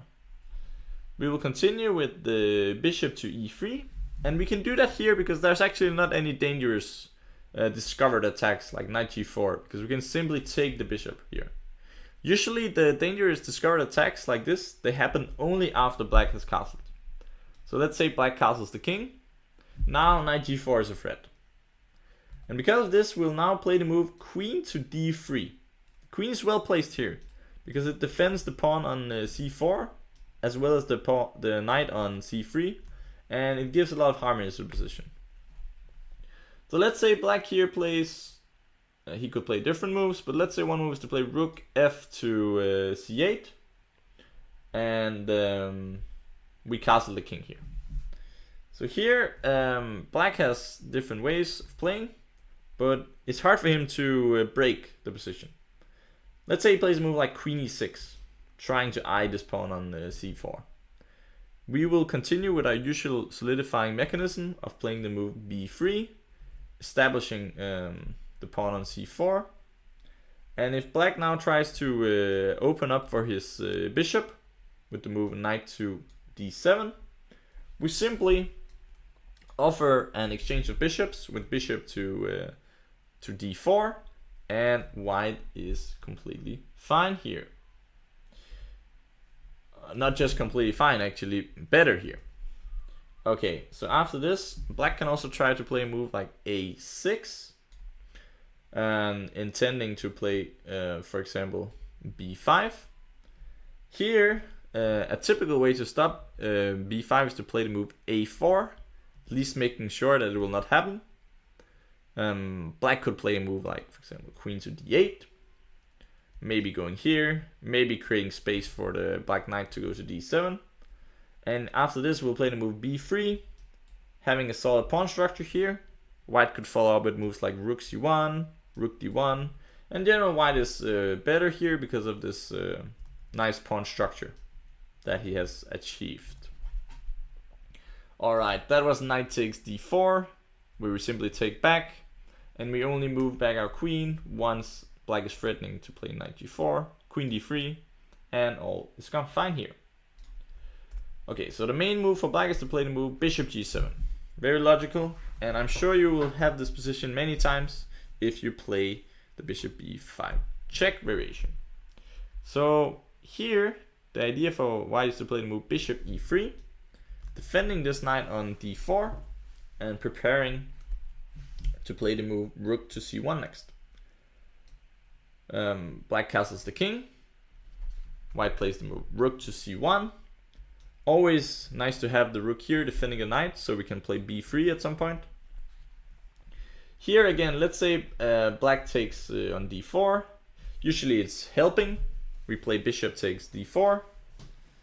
If black plays a move like a6, trying to play b5, we simply stop it with the move a4, controlling completely the square on b5. Let's say black instead plays the move rook fc8, putting pressure on the c4 pawn. I will play the move b3, again having this nice construction. And after a move like knight h5, we castle the king. Let's say we trade the bishops.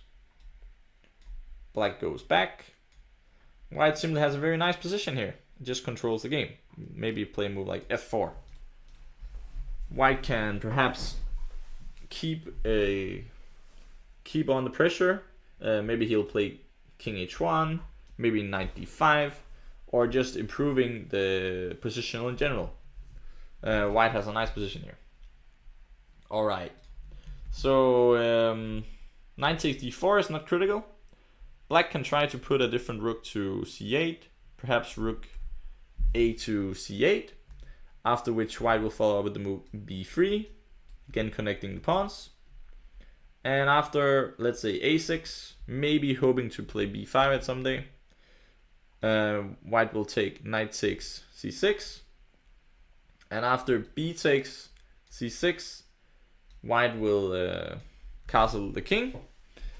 And here, this position is a little different now, because black has gotten his pawn to c6, but still it's pretty hard for him to make any break. And I would probably just continue with, if I was white here, with ideas of queen d2, rook d1, and white has a really nice position, and very often black will try to open the position, but it will not really help him. So usually we play with a waiting strategy of trying to make small improvements here and there in the position, maybe even sometimes moving the king one step to h1. And I really like to play such positions with white because it feels like you have everything under control. Okay, that was rook a8 where we play b3. Black could also try to move rook fc8, which is also logical, keeping the other rook on the a8 square. After this, we continue with the same idea, b3, and black plays the move a6, and again, now we take on c6. Alright, so if he now takes back with the b pawn, he has a bit of a problem, because white will play the move knight to a4. Looking at some point to play the move knight b6 to fork many of the pieces. Right now, it's not maybe the biggest threat, because still, if knight if rook b8 is what black will play. If we play the move knight to b6, it's not the correct move, because black will play the move queen to a7, pinning this loose bishop here on e3, and black can survive. Instead here, we'll play the move castling, and white has a very nice position here. We can play the similar idea as we saw before with the move c5, trying to attack the black pawn structure. We could also play simple chess like playing queen d2, rook fd1, and simply improving the position. So it's not a big problem. If b takes c6, black could also try to move rook takes c6, after where he might be looking at playing b5 next. Whenever your opponent is close to playing b5, I like to play the move a4, simply eliminating the possibility, or at least making it very expensive, very costly for black to play b5. If black now plays a move like e6, with the idea of playing d5, we'll play the move bishop to d4, and next move we will castle the king.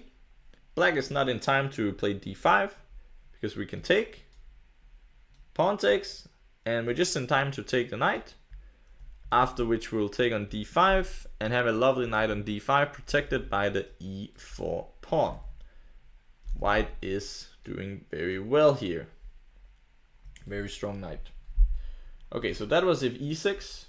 You can just see it's pretty hard for black to make these breakthroughs. Okay, so after a4, black could also try to play an idea like queen to d8, trying to go to a5. White will castle the king. If black plays a move like rook to c8, we follow up with knight d5, and black cannot take this knight, because after takes, pawn takes, rook c7, he will be forked with bishop to b6, costing him an exchange.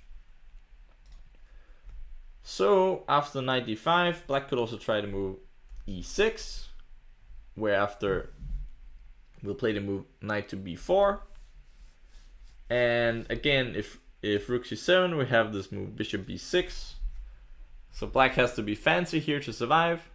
Rook to b6, we cannot take this rook, because if we take, queen takes b6, check, hitting the king, hitting the knight, and winning for black. So always watch out. But here, white has the idea of playing knight to a2, rook goes back, and we play the move queen to d2, playing rook d1. Maybe at some point we put the rook back on the knight back on b4. White just has a very nice position here. Okay, that was if rook c8. Black could also play the move queen to a5, after which we'll play the move bishop d4, controlling the long diagonal, and white has a nice position here, just a slight edge. Alright, so that was if either of the rooks went to c8. We play the solidifying move b3 to maintain the pawn structure. Alright, black can also try to make another break in the center. We're playing like e6, maybe at some point going for d5 ideas. After this, I recommend to play the move castling. b5 is probably a little early to play already. So black usually will prepare it here with this move, rook fd8. So after this move, I recommend to play the move rook to e1. And now black can play d5, but let's first take a short look at the move rook c8. After rook c8, whenever the rook is here, very often we want to defend the pawn, so we play the move b3, defending the c4 pawn. If black now plays the move a6, looking maybe for b5 ideas, we take on c6, and if rook takes c6, we play the move queen d3, putting a rook on d1 with solid position. But let's now take a look at what happens if black tries to break through. with the move d5. Very critical move, because if black can open up the game like this, he can solve his problems. But I found that after the move knight takes c6, if black takes back with the pawn, we have the very annoying move e5, hitting the black knight on f6. Let's say black plays a move like knight to e8. We can play the move bishop to g5, attacking the rook. And the rook cannot move away from this bishop. So the only way to save the rook is by playing this move f6. After this move, we will take. And now black has a weak pawn on e6, which white can try to play against in the long run. So white has a slight edge here. A similar position can arise after rook takes. We play the same move, e5. And after this, let's say black plays a move like knight to e8. We take on d5. Pawn takes d5. And play bishop to g5, hitting the rook on d8. After this, black can play the move rook d to c8. And I found that after queen takes d5, white has a slight edge so far. If he, let's say black takes and takes on c1, white can play the move bishop takes c1. And now he's threatening also to play the move knight e7 check. So probably white is having a slight edge here in this position. Alright, and yeah, so after queen takes d5, black can play the move queen to f5. But again, I found white to be slightly better after the move bishop to d2. Maybe it looks a bit passive, but white is a pawn up right now, and he's having a slight edge in the position. Okay, so this was if black tried to play the d5 idea. We have the move knight takes c6, and if rook takes c6, we have the move e5, and white is still having some chances for an edge. Okay, so after rook e1, black can play the move d5 immediately as well, and we play in a very similar fashion. We play knight takes c6. If queen takes c6, this looks very dangerous because white has this rook on c1. We can play c takes d5, e takes d5, knight takes d5, and the queen is hanging. Actually, it looks like white is winning, but black actually has a fun resource. Knight takes d5, a queen sack. After this, we can take the queen, of course. But black has knight takes e3, a tricky move. And now it's not so easy, but white should still be a little precise. I found the best to be the move queen to a4. Getting out of the attack of the black rook and knight. After this, b takes c6. Rook takes e3, taking the knight. And now it looks like white is winning, but black just has this one pinning idea. Bishop d4, pinning the rook.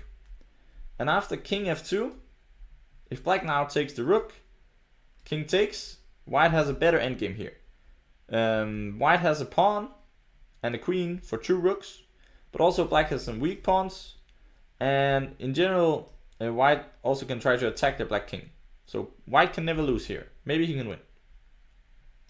After king f2 and rook to b8, hitting this pawn, we simply play the move b3. Very typical formation when you have this pawn on a2 and b3 against the pawn on c6 and a7, which are both weaknesses. Alright, so that was if queen takes c6. Surprisingly possible, but still worse for black. After knight takes c6, black can also try to play the move b takes c6. After which the best move for white is to play the move e5, hitting the knight on f6. So after this move, black can follow up with the move knight h5, whereas white should play bishop g5, intending to play the idea of g4. The reason we did not play g4 already was that black had this move d4, hitting the knight, hitting the bishop, and black gains counterplay. So no, instead we play the move bishop to g5, hitting this rook, preparing to play the move g4. So black has to play the move f6, after which we take the pawn. Let's say black takes back with the knight. We play this move rook c2, very beautiful move, intending to put pressure on this weak pawn on e6 with the move rook c2 to e2, and white has a better position here. Similar path can follow if black plays knight e8. We play the same, bishop to g5. After f6, takes, knight takes. It's a transposition. After rook c2, it's the same position, slight edge. And if bishop g5, black plays rook d to b8, trying to attack this pawn on b2. We simply do as we did so many times already, b2 to b3, solid structure, and white is slightly better again. Alright, so this was if black tried to play for a quick d5, which it seems to me that white still has chances for an edge. Alright, so here, if this was e6, castles, rook fd8, we played a strong move, rook e1. I analyzed this for quite a long time because I wanted to make sure that it was working out fine, and I believe that white has chances here. So after rook c1, black can also try to play a6, always having some b5 ideas coming. After this, a6, we take on c6. If black plays the move queen takes c6, hitting this pawn on c4, we play the move b3, again strengthening the structure. And here for a second it might look like, oh, can you not just play b5, breaking up the pawns? But actually, again, this queen is a bit misplaced. So we take on b5, a takes b5, and play the move knight to d5, hitting this queen on c6. And the queen, unfortunately, doesn't have any good place to go for black. If you place the move, for example, queen a6, oh no, fork, if check, bishop d2, and black loses a rook. Okay, so, and the same goes, let's say black plays a move like queen d7, we can play knight to b6, hitting the rook, hitting the queen. Luckily black is saved here with this queen a7 idea, but white can play the move queen to d2, intending maybe to put the knight back on d5, or even just, the best is to play the knight back to d5, and black is still in trouble here. If black plays the move queen to c7, white can play rook c7, hitting the queen, and white has a clear initiative here. Okay, so that was if queen takes e6. That's very dangerous after b3 and b5 because of takes and knight d5. Alright, so after knight takes e6, black can also play the most natural move, b takes c6. White will castle the king. White will follow up with the move b2 to b3, maybe queen to d2, and in general I prefer this pawn structure for white. White is very solid and he has easy moves. He can play queen d2, rook f to d1, and yeah, I would say white has at least, if not a real advantage, at least a practical advantage, because the position is simply more pleasant to play. Alright, that was it for queen takes d7. Now we've been through quite a lot. And let's now very soon take a look at knight d7, the main line. Alright, let's take a look at the main line, which is knight d7. At least this is an ambitious way for black, trying to not exchange the bishops and put the knight in a square where it can be recaptured by another piece, which was different from putting the knight on c6. Alright, so knight d7. here I recommend the move c4, trying to play in a similar spirit, Maroxy spirit of playing a pawn on c4 and e4. Here black can play different ways. Black can try to put a pawn on e5. And we will continue with knight to c3. This is in general our setup. So after knight c3, black can play, for example, g6. We'll play d3. And after bishop to g7, we play knight d5, putting the knight on a nice square here. Here black actually has to be quite careful. If he plays the move knight e7, already after bishop g5, black is losing, the pin is devastating. If he tries to defend it, bishop f8, knight f6, already checkmate, only knight moves. This will of course not happen, but after bishop g5 already black is in severe trouble. He cannot play like this. The point is, if f6, we can simply play bishop takes f6 here, and because of the pin, black is in a lot of trouble. So knight e7 does not work for black. Black can also try to play the move knight f6. But after this move, white has a strong idea. Bishop to g5, pinning the queen. If black now castles, here is an amazing trick. I really like also looking at the openings because of all the tricks that you find in the openings. It's really fun. Like bishop takes d7. Bishop takes d7. And here it comes. If you want to pause the video and try to find it, you can do it now. But I'm going to show the real trick here. Knight takes e5. First you're like, oh, what? It's just a free piece. Pawn takes e5. Queen f3. Making use of this strong pin on f6 knight via the bishop on g5. If black tries to avoid it by playing the move queen a5 check, here it's important white plays the move b4, hitting the queen, keeping the pressure on the f6 knight, and here white is winning. One example line could be c takes b4, bishop takes f6. White is doing amazingly here and is having many threats. If black plays a move like b3 check, white will not care. He'll play the move king to e2, and white has the idea of bishop takes g7, queen f6, and in general white is doing amazing here. So can you believe it? Bishop takes e7, bishop takes e7, knight takes e5 with a queen going to f3, and white is crushing black. So this cannot be on the cards for black, but it could be a very easy trick to miss when you play a game. But black has to play the move h6 once the bishop reaches the g5 square.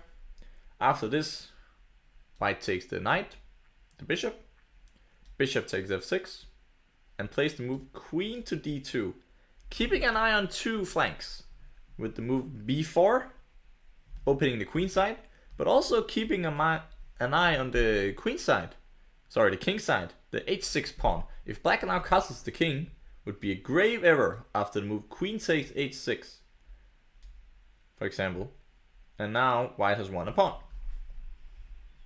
So if black plays a move maybe king f8, trying to step out of the pin, preparing to put the king on g7, white can play the move bishop takes d7, bishop takes d7, and play b4. Very typical idea when you have this structure with e4, d3, and c4. Opening up the game with b4. And here white has a good position. If black takes the pawn, white will gladly just recapture with the queen. In general, we will say that the bishops are better than the knights, but here actually the knights are better because you have a great knight on d5 and the bishops are not that great, especially this bishop on f6 is simply looking into its own pawn and not having too much too much joy in this position. Alright, so that was if knight f6, we played the move bishop g5, and in general white is having a good time after this move knight d5, putting quite some pressure on black. So that was if g6. Black can also try this funny idea of playing knight e7, preparing to put the knight on c6. And here I'm continuing along similar paths as before. We play the move d3. If black plays the knight to c6, we play a3. At some point we want to play b4. That is one of our plans. Let's say black plays a6. We just step back to a4 with the bishop. Probably ideas of rook b1 and b4 are not so far away. However, black can also play a move like bishop to e7, continuing the development. And now white can play the move knight to d5, making use of this lovely square, which cannot be contested. So after this move, black can play a6. And here I found out that actually it's okay for white to play bishop back, but it's also good for white just to take the knight. And after b takes e6, knight takes e7, queen takes e7, it's very important here that white plays the right move, which is to play b4, opening the game. If black takes, we take back, we take back on b4 with a lovely pawn structure, all connected. All white's pawns are connected here. And black has an isolated pawn on a6, and white is better here. Okay, so after b4, if black plays a5, trying to, solve the tension on the queen side, I found that this move, queen a4, is a very annoying pin for black, and white retains with an advantage. Okay, so a3, b4 ideas are often in the air. So after d3, black can also start with the a6, and after bishop a4, knight c6, we play this move a3, knight d5 b4 or rook b1 b4 are some of the main ideas, and in general I find it slightly more easy to be white. Okay, so this was knight e7. Black can also play this logical move, knight to f6. We play a similar way, we play the move d3, bishop e7, and we play a3. We want at some point to play b4. Here you have to be a little bit careful, because if black castles the king, if we now play b4, that would be a mistake, because now black can play this annoying move, knight b6, trying to somewhat trap the bishop. So first, before we allow black this opportunity, we play the move bishop a4, and next up we can play the move b4. If black plays knight b6 now, we can just go away with the bishop now. And now at some point we'll play b4. Okay, so e5 setups in general are not something I'm so scared of, because it blocks the position, but usually white is the first one to break with this b4 idea. Okay, so after c4, black can also try this move of playing g6. This will often transpose to some of the main lines we will look at soon. So white continues the same path, he plays knight c3, and after the bishop d7, white will open up the game with d4, pawn takes, knight takes, and these positions will become very similar to the ones we'll look at in the main line. If black plays a6, we'll take the knight, bishop takes, and queen to d3, and this is also our setup for the main line. So usually it will transpose. Black could also start with the move a6, trying to ask white, what do you want? Do you want to take on d7, or do you want to go to a4? And we very clearly we're not ready to give up this bishop right now, so we play the move bishop a4. Here, if black plays the move knight f6, hitting the pawn, we know what to do. Put our knight on c3 as usual. And if black plays a move like e6, castle, bishop to e7, we follow suit with the move d4, pawn takes d4, we take with the queen. Keep in mind here, just in this line we take with the queen. Most other times we always take with the knight, but just in this line we'll take with the queen. and after castling we play rook to d1. There's a very specific reason for this, and it will also transpose to the other main line, but this position is really nice for white. Okay, so many lines will transpose to the main line. So but let's just go over after knight c3 and g6. Let's go over castle, bishop g7. White will now, because black has played this move a6, we will play this move d3 here. And after castling, we play h3. And again, we have similar ideas of trying to push for this b4 plan.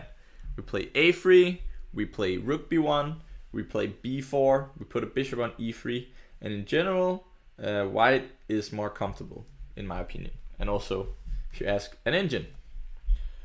Okay, so this was if knight f6 after with a6. Let's now take a look at the main line. The main line is to play knight f6 immediately, hitting this pawn on e4. And we continue with our setup. We play the move knight to c3. And here, if black plays the move e6, now I will show you this idea with queen takes d4. So castling, bishop e7, pawn goes to d4, c takes d4, queen takes d4. Black usually castles the king, and we play the move rook d1. So now we have a very usual Maroczy setup. The only little fun thing is that we have a bishop on b5, which cannot really return to f1. That would be ideal, but we have to live with it. The bishop is having an interesting function here. It still puts some pressure on the black position. Oh, that was a mouse slip. 1 second. Okay, so after rook to d1, let's say black now plays the move a6. We simply play the move bishop to a4. And here there is a very it's a very fun situation, because if black now plays the move queen c7, because this allows one tactic now, we can now actually take on d7. And the point is, if black now takes bishop takes d7, we have this great idea of playing bishop f4, pressuring the d6 pawn. And actually, it's a very big problem for black to deal with this threat. But it looks like, wait, can't black just play e5, hitting the queen, hitting the bishop? Am I missing something? And the answer is maybe yes, because white has this brilliant tactic here of playing knight takes e5. And then, okay, what? D takes e5. We have this move bishop takes e5, hitting the black queen and hitting the black knight all at once. And the next move, let's say black just plays some move, queen c8. We take the knight, bishop takes, and queen takes d7. In this position, we won 2 pawns for white, sorry.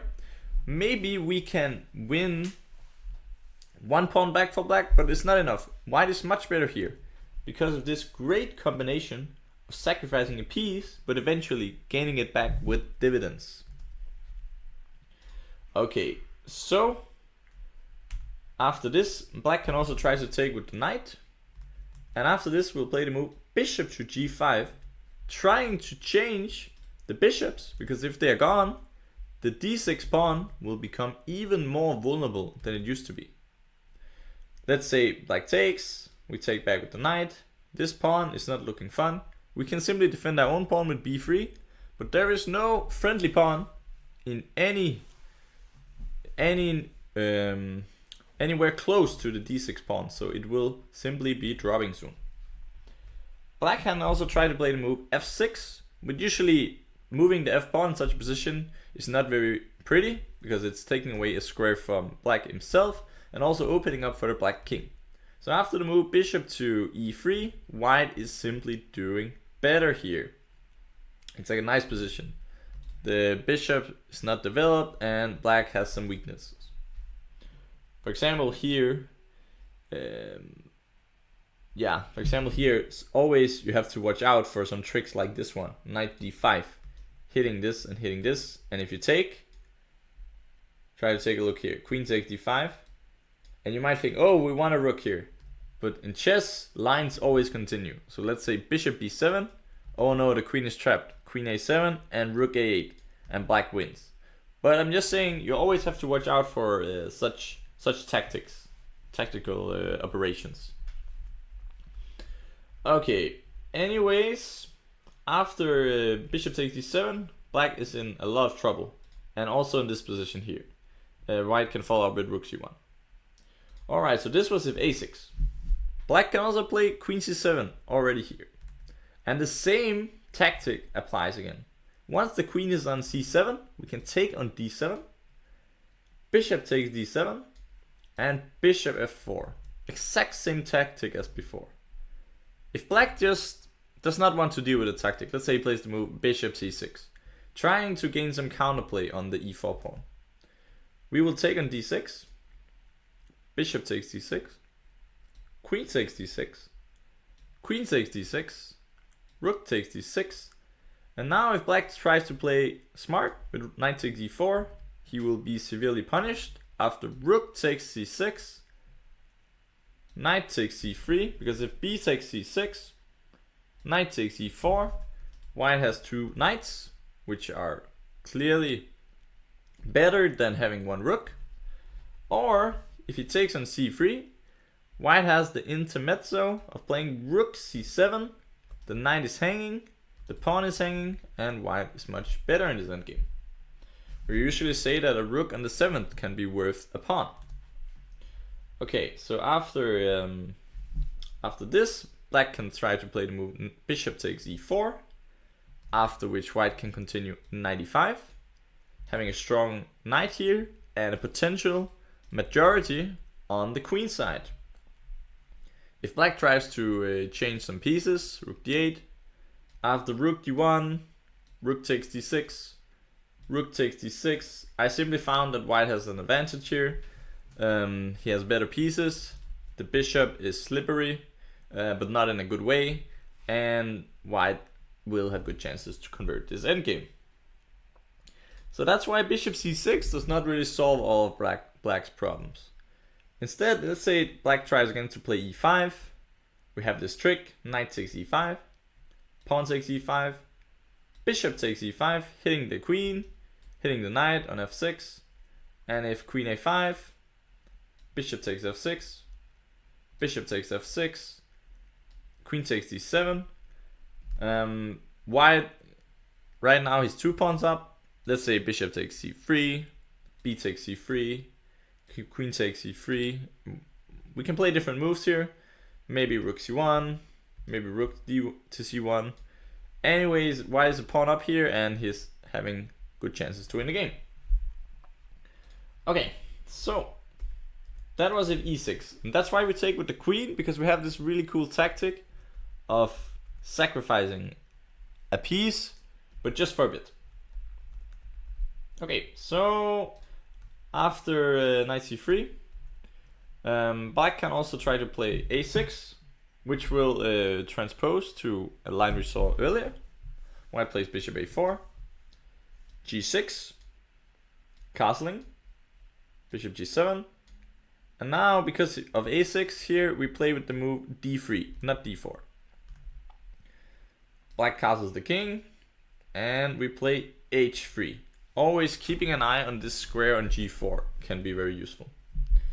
And here I tried to look for some ways for black to play. One way could be to play the move rook b8, maybe hoping to play b5 in someday.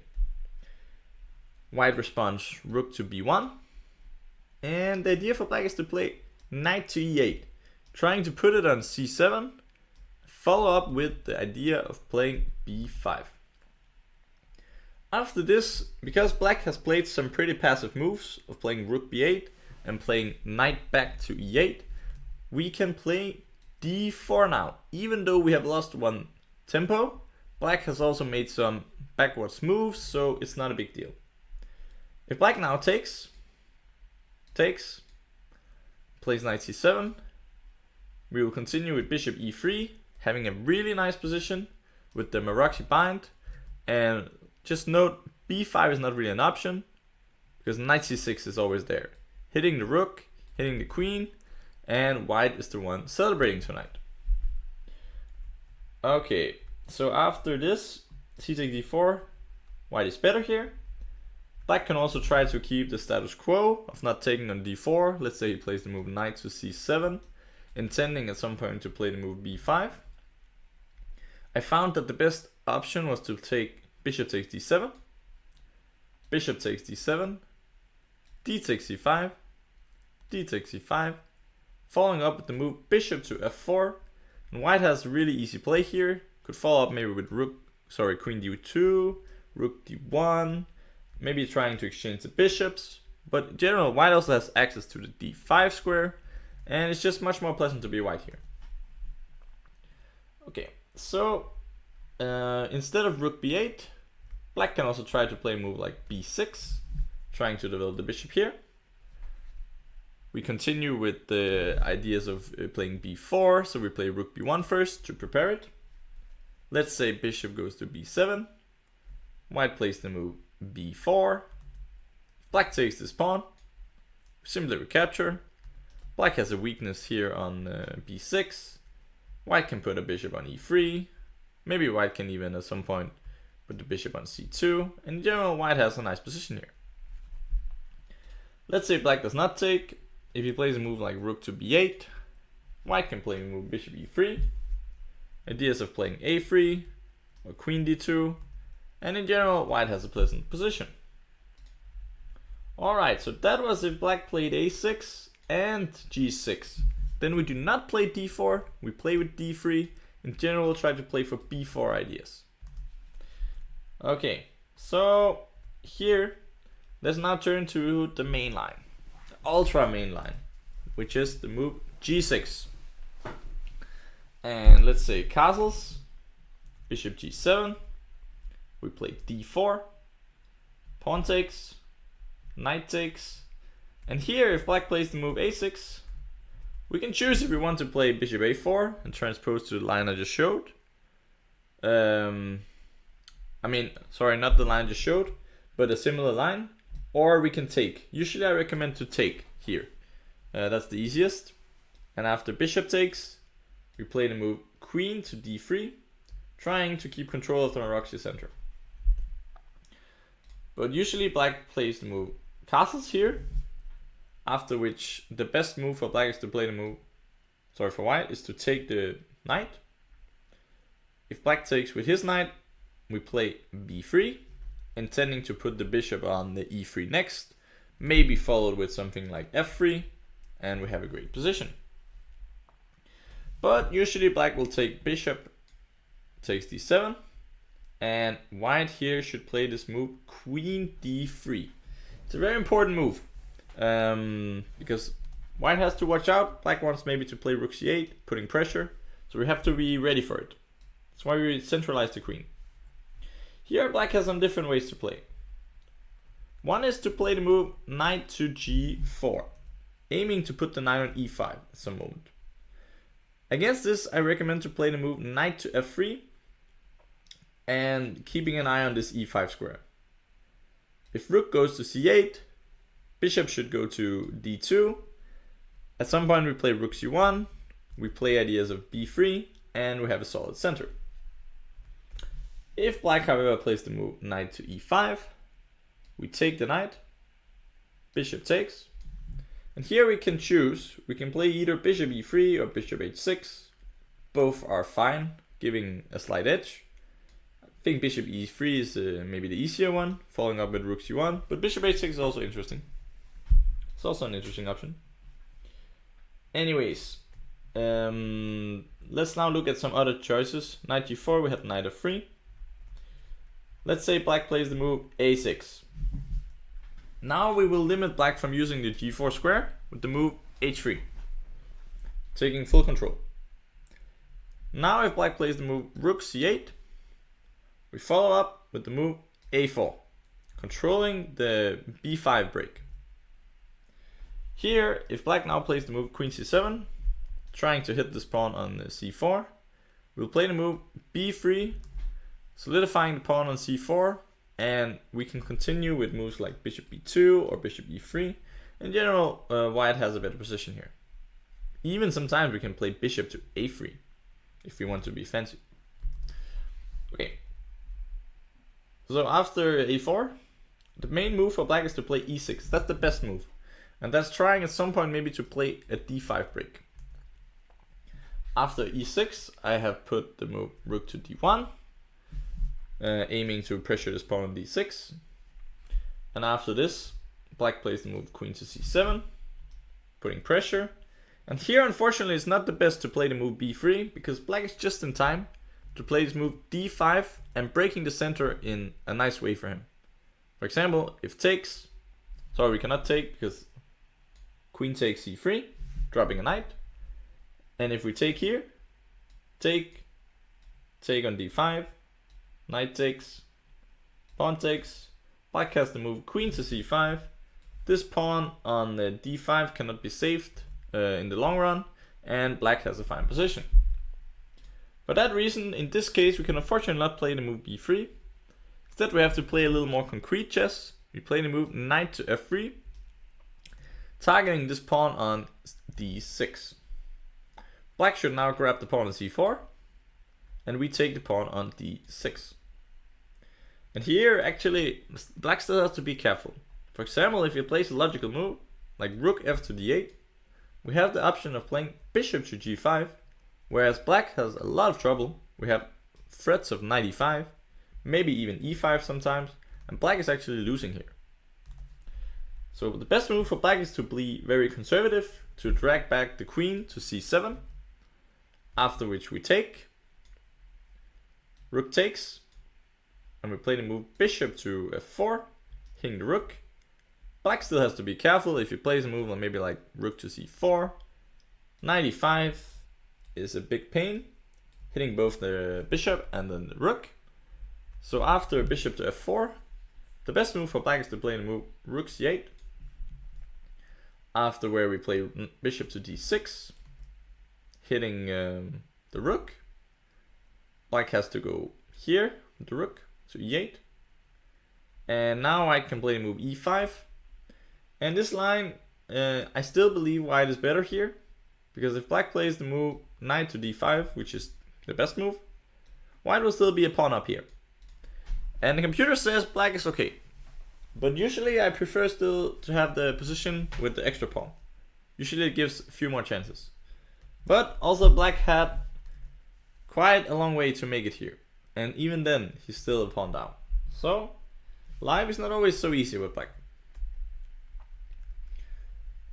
Alright, so that was if a6, h3, rook c8, we play a4, and black could easily go wrong. Let's say he plays queen c7, we play b3, and we put the bishop on a3 sometimes. Let's say, especially if he plays e6, we play bishop a3, and white is better here.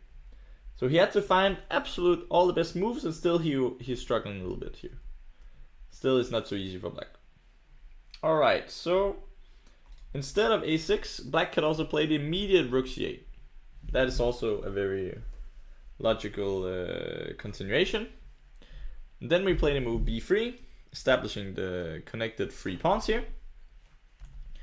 And here, let's say if a6, we play a4. I think it's transpositioning to similar lines. Okay, not a complete transitioning, but it's a very similar idea. And let's say if black plays queen c7, we can even here we can also put a bishop on a3. We can also put it on e3. In general, white is doing fine here, but a4 is always nice to stop the b5 break. So after b3, and black has the option to play knight g4, trying to activate this knight. Sometimes trying to jump here to e5. White should play the move h3, hitting the knight. Black plays the move knight to e5, hitting the white queen on d3. And here we will put the queen on a bit of an unusual square, but it's the best square to put it in this position. It's the move queen to e3. And the position is quite interesting, because if you just give white a few moves, he has a clearly better position, because he just has a very good control and black is moving a bit randomly around with his knight. So black has to be very fast here. If he plays some bad moves, if he plays some slow moves, maybe rook e8, I don't know why, but and white gets bishop b2 and rook d1 and f4, white is much better. So black has really to act.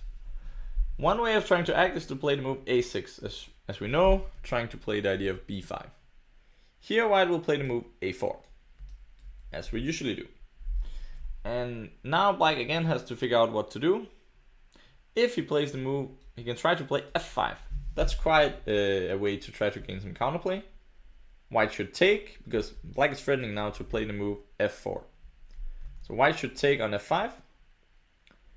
Black will take back with the g-pawn, trying to create some dynamic play in the center.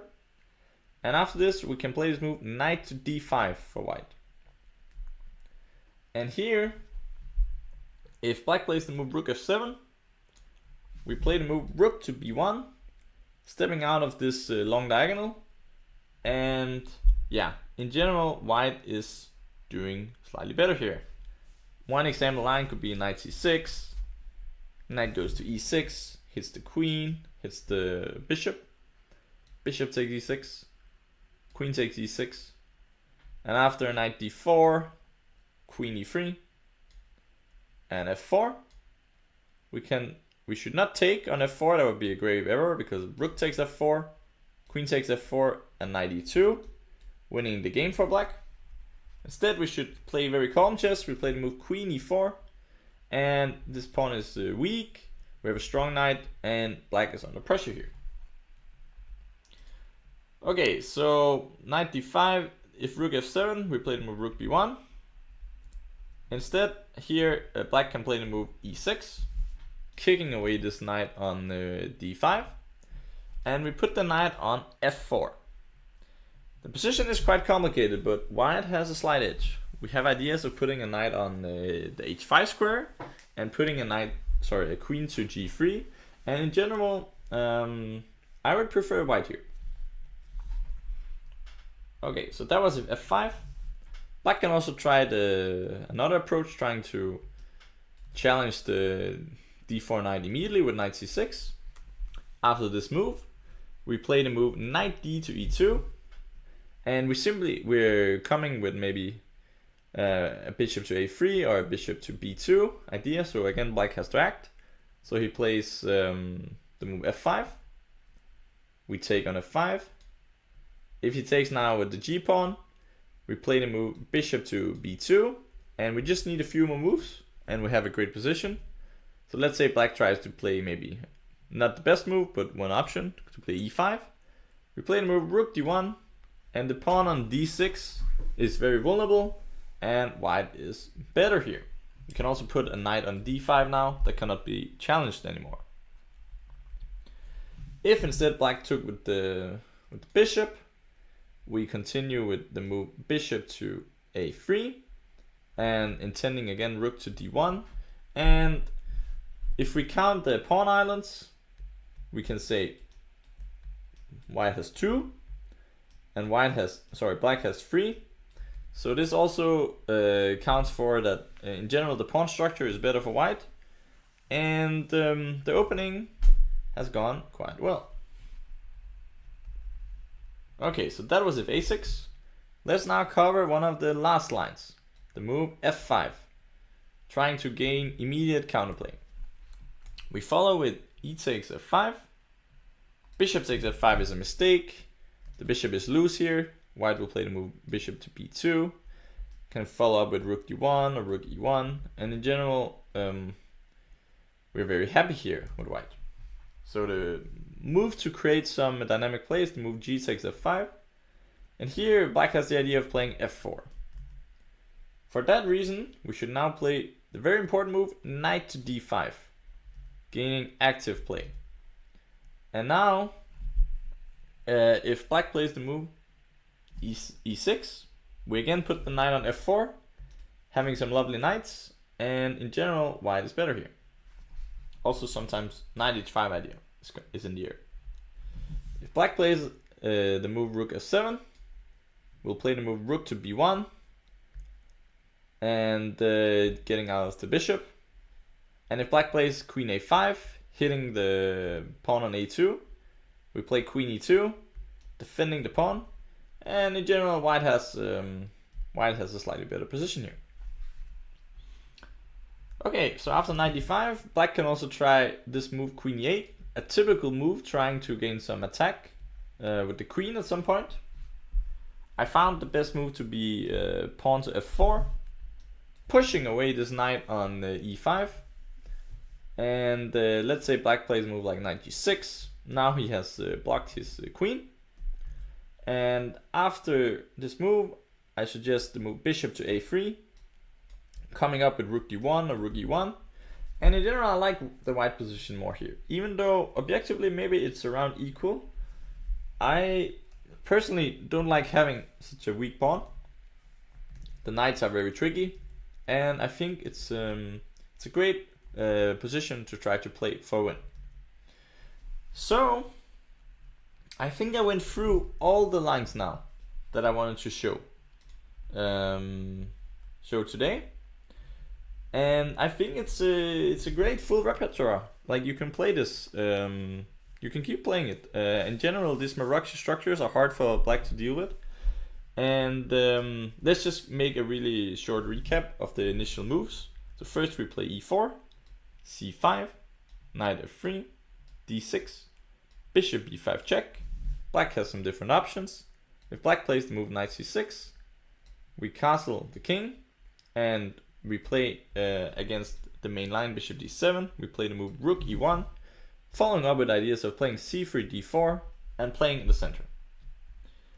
If black instead plays the move bishop d7, we capture the bishop, and next move, no matter if black takes with the knight or with the queen, we play the move c4 and follow it up with knight c3 and playing for a Maroczy structure.